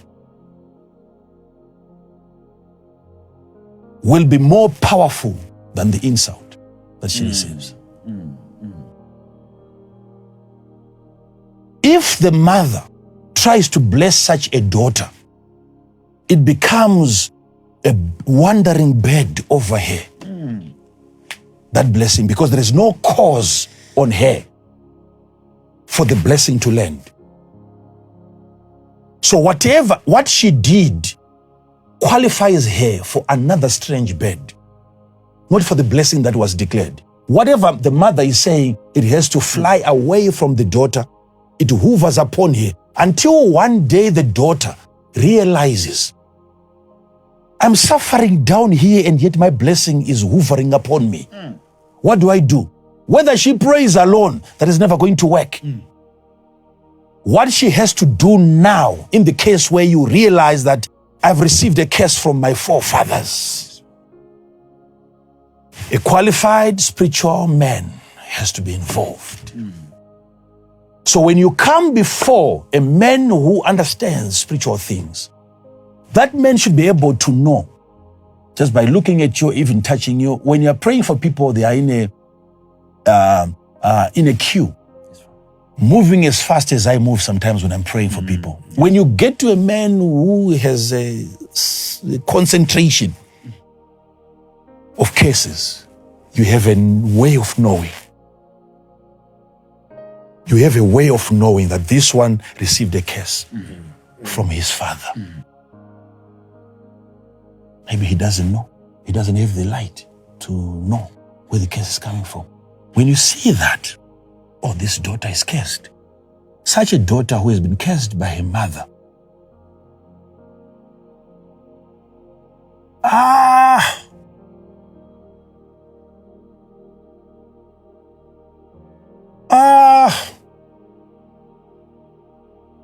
You go ahead, you marry such a woman.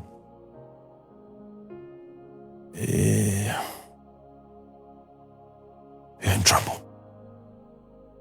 You're in trouble.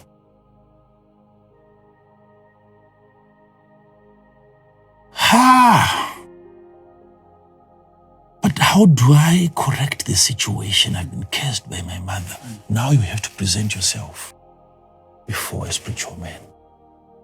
And what the spiritual man, if he is really spiritual, he doesn't jump into prayer to lay his hands on you. If he's really, really spiritual, he must also be even scared of touching you quickly. These parental cases are so deadly and so contagious. It's very dangerous. She might come as a daughter and she gives you $50 and you are happy with just the $50 and think the issue is gone. No. If he is spiritual enough, he must do a thorough investigation. Follow through the manifestation of that likeness back to its image. He must be honest to say, is your mother still alive? If she's still alive, the man of God has to sponsor that event. We have to bring the mother to the table. And we must have her speak opposite of what she said. She's born again now, this girl. But what she did qualified her for the curse. The curse is not so that she doesn't go to heaven. She will go to heaven. But we want to correct the situation. So the presence of the man of God there is not so that I pray for that daughter or I'm praying for that mother. My presence is just for the facilitation of that transaction of restoration and restitution. You need a spiritual man present. Otherwise, the two of you can't even do that. So the man of God is present to see to it that the deal goes through. And the mother is asked to speak It is what she then says that goes up there and swallows the other bed. Hey. Hey. But because we like ministry and we like helping people and we enjoy giving them hope immediately, we omit a lot of procedures that are supposed to be followed. Where is the mother? The only time I can take on that responsibility and speak over her is when the mother is gone. Oh, my mother, she's dead. Now I must have a way of accessing her ability to speak over this daughter. For this daughter to have somebody speaking over her like a mother, she must be asked to behave like a daughter to me. So that I'm positioned as a mother. There must be a cause that empowers me to speak over her.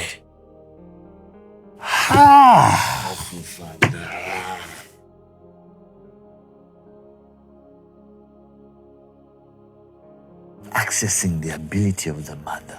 Oh, the mother, because she was in the office when she did that. I must have access into her office where she cursed you from. So all these men of God are deceiving you. You're being deceived. That's why the case is not going. Because there is a process that needs to be followed. If she's not interested and she said, I'm never going to reverse this, and now you're born again, now there must be a motherly figure. Now, that mother is considered dead in the spiritual realm. And she will see things starting to happen to you that are opposite to what she said, and she's wondering, so now who blessed this daughter of mine? I thought she was going to suffer because of what she did to me, but I'm looking at, you see, but for us to reach that position where I can say, leave out your mother, leave out your father, we can sort this out. Oh!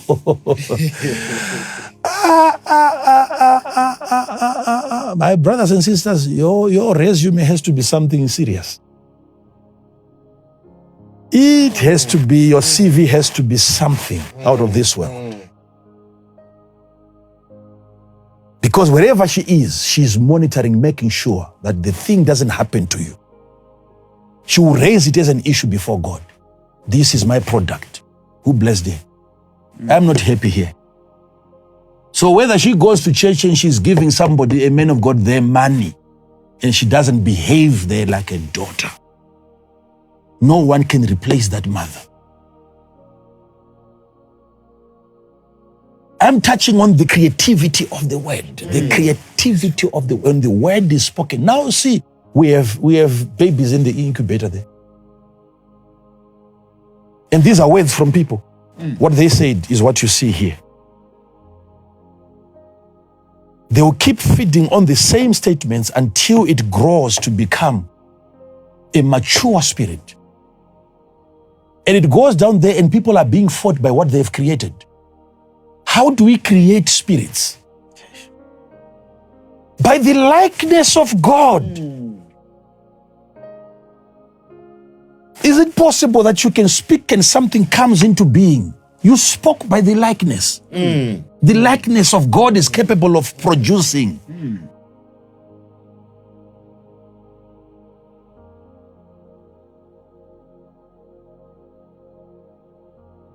So, we know what we are doing.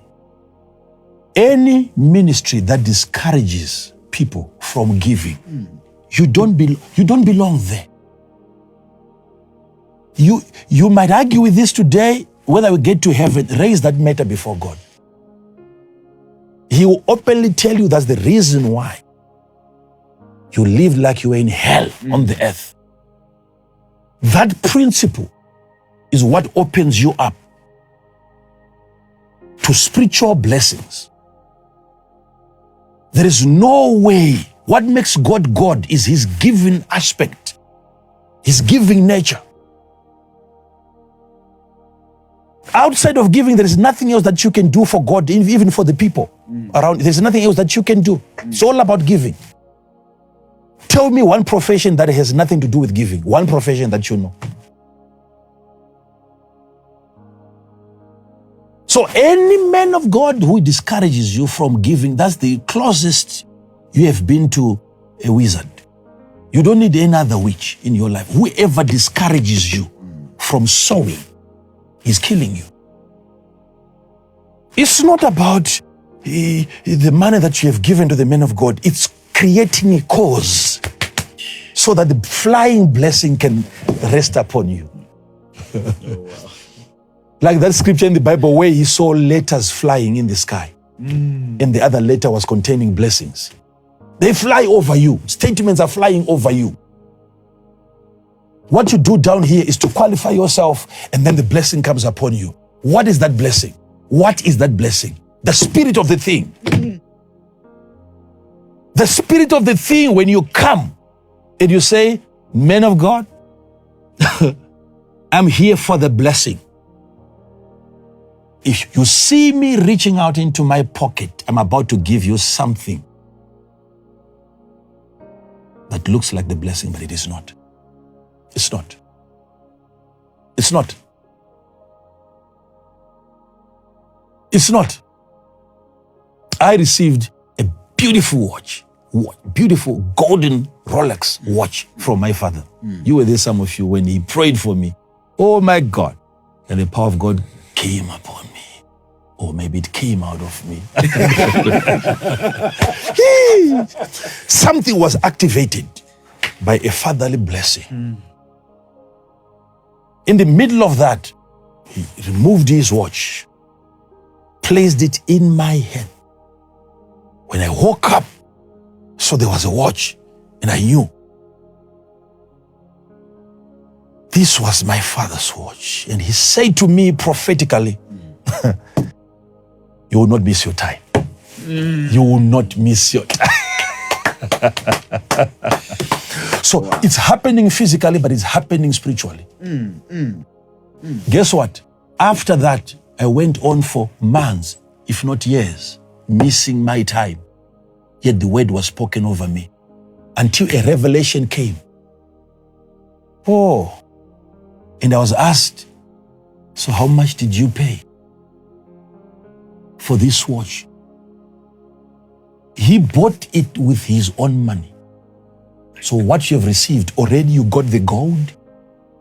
Even if you're never going to get another blessing, at least you have time in your hand, physically. He has spent money on you as a spiritual son. So already you got your portion. For the spirituality of that event to be activated, you have to pay. I had to go and get a watch that was, I'm sure, it wasn't less than 20 times the price. And that watch that he gave to me was very expensive.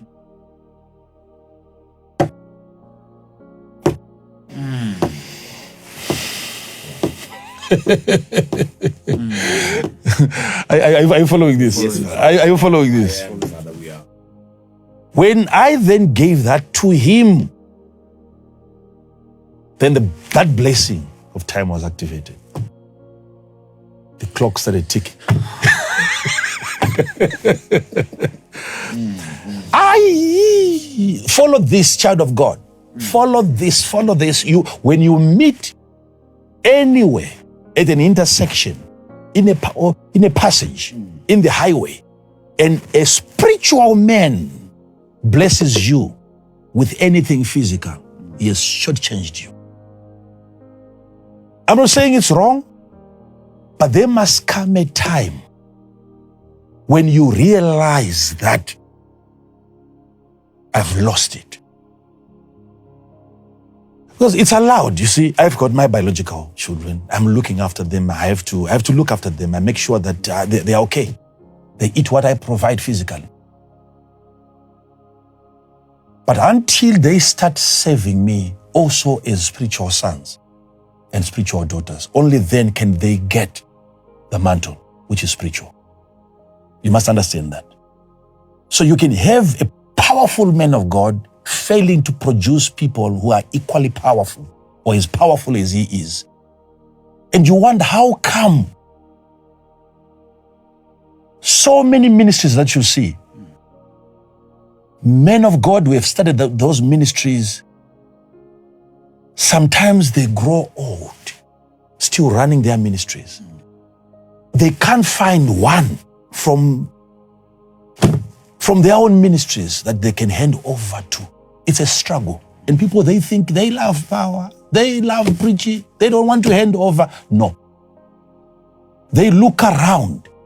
Most of the sons around them are physical and biological sons. None are spiritual, as spiritual as he is. There is no cause on them for the blessing to land.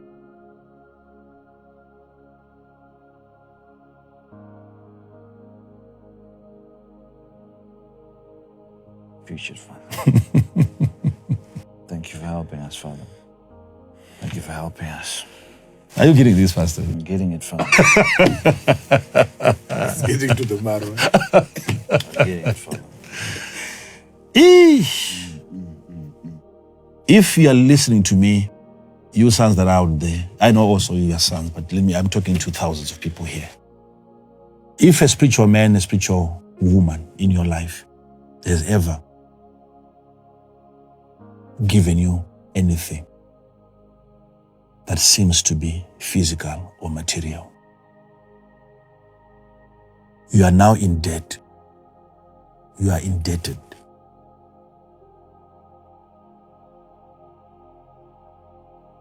I don't want you to be proud of that position. You must look forward to a point in your life where you restore what your father has lost. It's a loss. Make that event spiritual by understanding spiritual mathematics, how things get activated in the spirit. You think there wasn't a time when my one spiritual father was looking after me? Right now, even as we speak, my biological father, do you think, looking at me, do you honestly, pastors, tell me the truth? Can you look at me and you say you are looking at a man who can receive $1 from my father, my biological father? Even physically, him being a biological father, you think I'll take $1 from my father?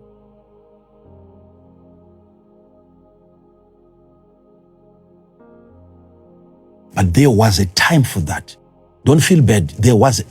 Just appreciate there is a phase and you must outgrow that phase. And you get to a point where you say, now I'm out of this era. It is my turn. Whatever that my father eats and puts on, it has to become my responsibility. That's maturity now. If that is happening physically, how about spiritual? How about spiritually?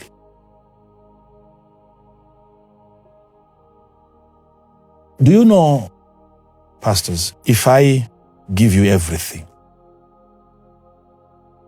that you can think of which is material, there is no way that you can really brag over being sons. There is nothing with which we can measure that loyalty. That's how even employment is created. If you are getting something out of it, where else can you go? Mm-hmm. Your money is there, your food is there. Mm. Am I saying you're not a son? No, I'm not saying that. I'm just saying it's not something that you can talk about. You can't move around telling people, I have a father.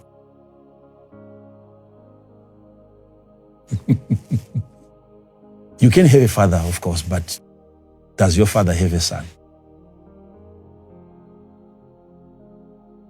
Yeah. I will say this again, because I have so many attractive things very lucrative products that I carry in the spirit. But if I see you walk into me and I watch you pick material things and you admire physical things, that's how I know. I have more than 5 biological children. I have a lot.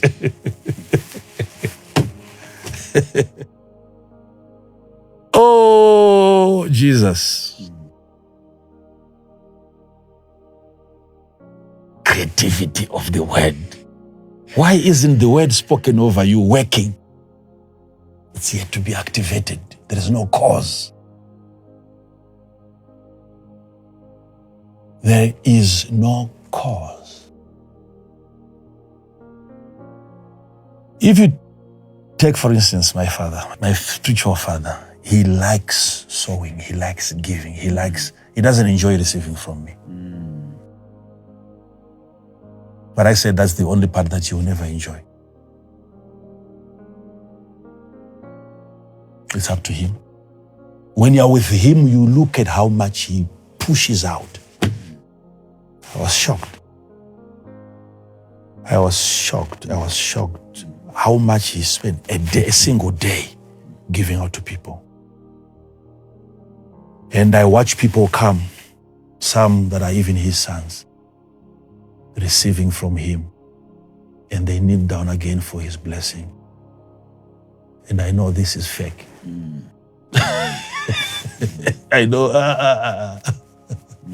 But because of my relationship with my father, when they are gone, I laugh with him. I said to my father, why are you doing this?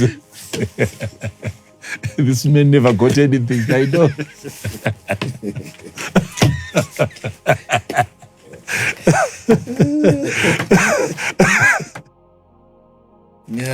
Yeah. That's the only fake miracles that we perform. When we bless you without a cause. Oh, my God. Oh, my God. These things, you see, I like it, when I'm getting into your nerves, I know.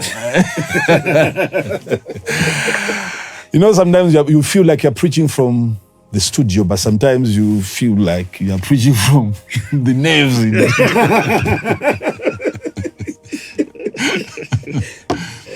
You have received the physical, the material. But I'm telling you, when I entered in that room, everything, there was a way of knowing that's the Spirit of God. That's the spirit of properties. When that spirit is given to an individual, houses will follow him. Not because he likes houses. Houses like that spirit.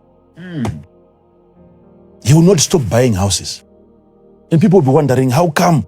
How many houses do you want? All those houses, they are coming for their survival. Because they are being drawn to the spirit of properties. So each time, child of God, if whether your spiritual man has millions of dollars in his bank account, once you get $1, make sure you make an attachment. It's you sending it to him. What comes from him has to be $1 of a spiritual thing. You are shortchanging yourself and you are postponing your blessing ceremony every single day. But is there a way that you can reverse that? It's the same thing with that daughter. She's now looking for a man of God who can assist. I also did the same.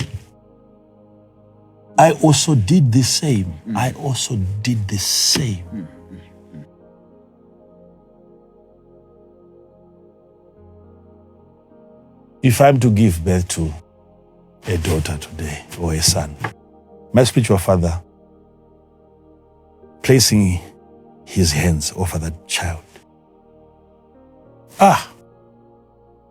You see the size of envelope that he gives as a seed. Say, this is just for congratulations.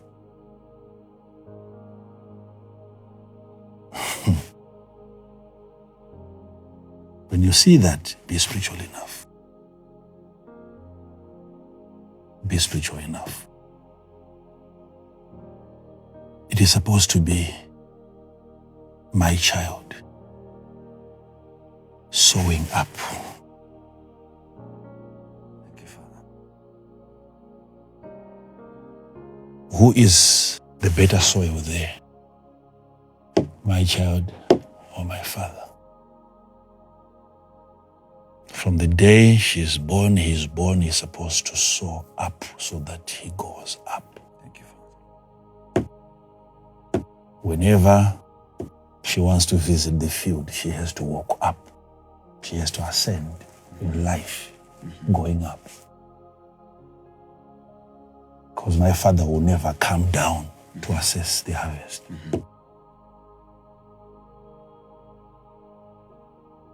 Follow what I'm saying, child of God.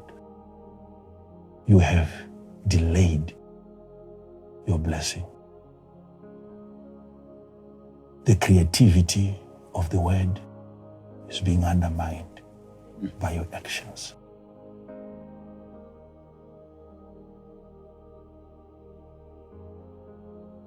Your actions. Bad things spoken over you. Some of them are about to mature now. And you will have people struggling, going everywhere. Starting this one business, starting another one, nothing is happening. There is a creature created by somebody who spoke. And if the right words are to be spoken, those things can just vanish and they become waste. They don't go to hell like those creatures, like they'll go to hell and they'll be punished. They are turned into waste, where you have more dust, more dirty on the earth. They only exist to cause problems. All misfortunes that we see, they've been spoken into existence. And those misfortunes are not just misfortunes. Those are personalities at work. Personalities at work. If I had time, I would have given you a scripture that says, in the house of the wicked, there is a curse. The curse of the Lord is upon the house of the wicked. Proverbs 3:33. But the blessing of God is upon the habitation of the just. The curse of the Lord is in the house of the wicked, but he blesseth the habitation of the just. He blessed what? The habitation. Blesses the habitation, not just the just, the habitation. The curse of the Lord is upon the curse of the Lord is upon what? The house. The house. You will know that when you start believing the word of God, that you're visiting a wicked man and you spend a night in his house. The following morning, you need sanitization. You need to be sanitized. It's a principle. His entire house, you have slept under a curse. A wicked man greeting you, getting into your car. The habitation of the wicked, there is the curse of the Lord. But where is the blessing of the Lord? In the habitation of the just. Spending a night whether the just man doesn't pray for you. You've slept under the umbrella of the blessing of God. Everything about a man, a woman of God, a child of God, yourself, your house is the blessing. When somebody comes in there and then he spends a night, she or he has spent a night covered by the blessing of God. Everything about a cursed man, whether his car, it doesn't matter how expensive, it's a cursed vehicle. It's a cursed vehicle. That's it. I believe the word of God. Oh, I can go on and on and on and on. So that we don't stay here until evening. I have to encourage people again to send your seed. Partner with the right cause. Where you sense there is God, channel your physical assistance, your money, because that's all that you have that you can give. If I ask you to bless this ministry, you don't have sufficient words, but probably you have sufficient money. It's money that you have, but the power to bless the ministry spiritually, you can't. But the ministry has the power to exchange and give you what you desire so that you get the spirit that makes things follow you. Make it a point right now as we come to a close that you send your seed. If I were you, I would do the unthinkable. I would look at what I have saved, hoping and believing that it will increase. It has stopped at a certain point and you still want to say, you just say, now is the time. What I've had, I really want to create a connection. I want to create a connection. It's not about you sending your money. It's all about you creating a cause. What I've spoken is hanging over you. But what you're going to do is what makes you compatible with the blessing of God. Qualifying yourself for the blessing already spoken. Go ahead right now. Do it like you are crazy. As if you have no need of money because you have discovered your greatest need. It is the spirit of money that you want. The spirit of things that you want. Don't give your money until you have identified a man who can make that spirit of things rest upon you. Then you know you are safe. It's not a loss. When people say that you lose your money, they take your money, that's all they can see. But spiritual people, they also see what you take from a spiritual man.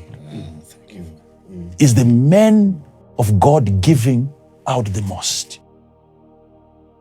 Go ahead, send your seed of honor. I'm not going to stop encouraging people to do this because I know this is the only way into the grace, into the blessing of God that ensures that even your next posterity is covered. So go ahead, child of God, I'm speaking to you right now. You are born again. You know when it is God speaking. If I were you, I would do this every single moment. I've asked you, pastors, last time, have you noticed that if we were to meet in a place every single day, somebody would say, I can't go to church without a seed. They would give at least $1. Yes, sir. Okay? Yes. So in 7 days, they would have given how much? $7. But if you come once in a week, it is still $1 that he gives. Wow. So he's just confirming that he's not in your presence 7 days a week. Because whenever you agree with the presence of a man, if I was there physically, I would get more physically. So you're responding more to physical presence than spiritual presence. Wow. That's deep. That's deep. If the man is present 7 days a week, how come he gets it only when he appears physically live? We are physical people. So like a spiritual man, understanding the presence of God is present with you every single moment. And every word spoken will be activated. You will see things that you have never seen. And people around you will open their eyes wide and ask you, who is this God that raised you from the dust? And you say, I have observed a principle. Now I am free.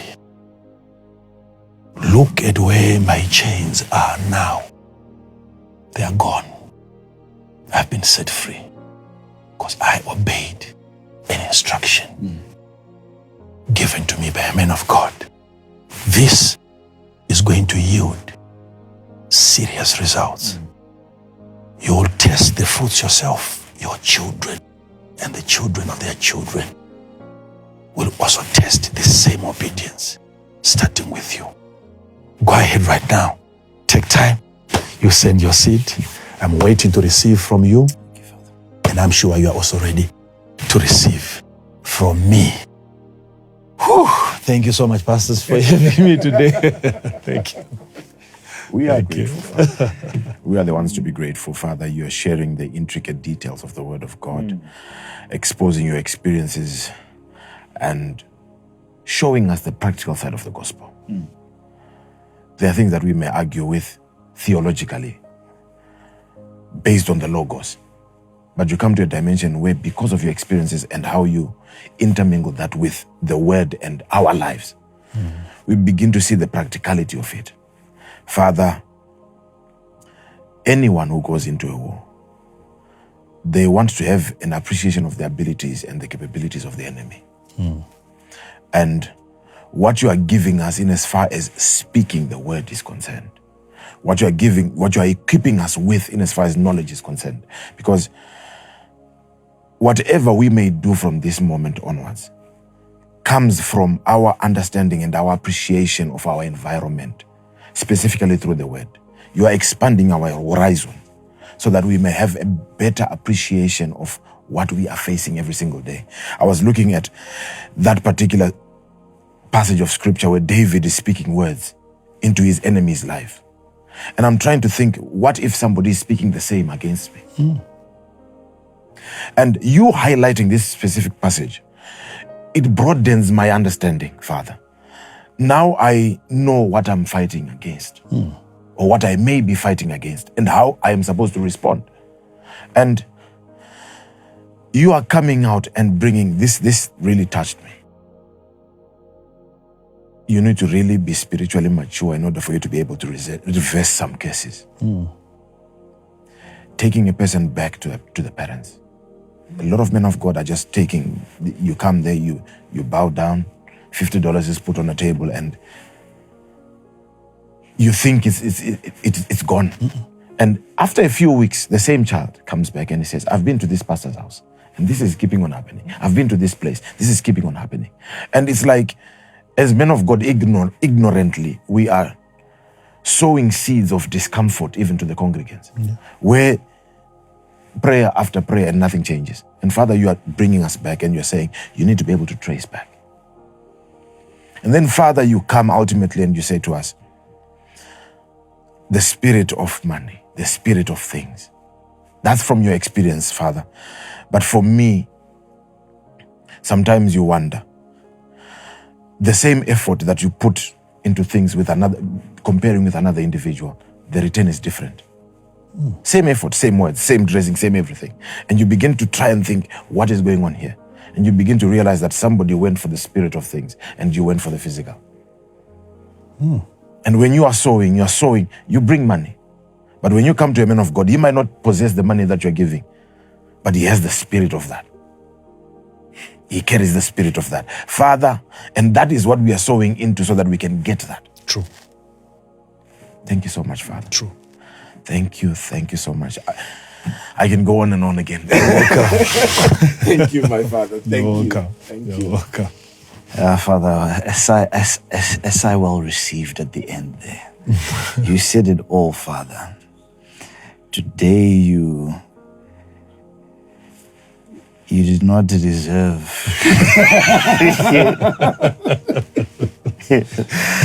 certain truths for later. It is all out. No, you laid it bare, Father. You laid it bare. Oh, thank you. This was help. Oh. This was deliverance. At least now we know what to do. Don't forget love management before you go.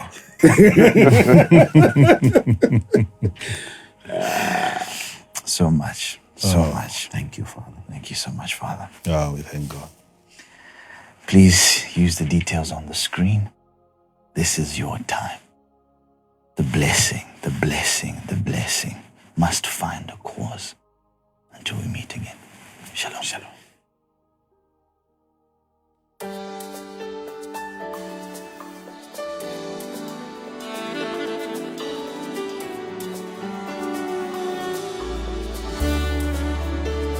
Lord, fill the earth. Hey, Lord, fill the earth. Lord, feel it. Your will be done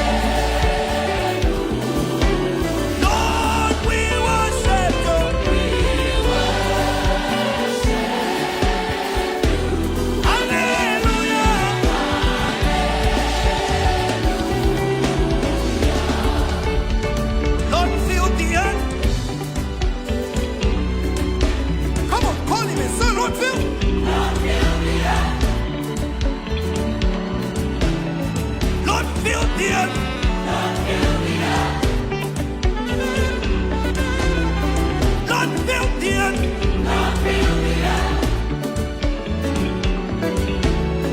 Your will be done. Right here on earth. Your will be done.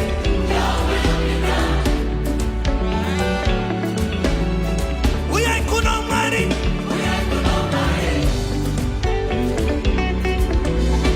We ain't gonna marry.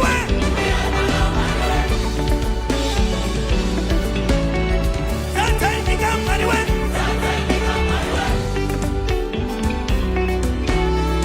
Lord, fill the earth.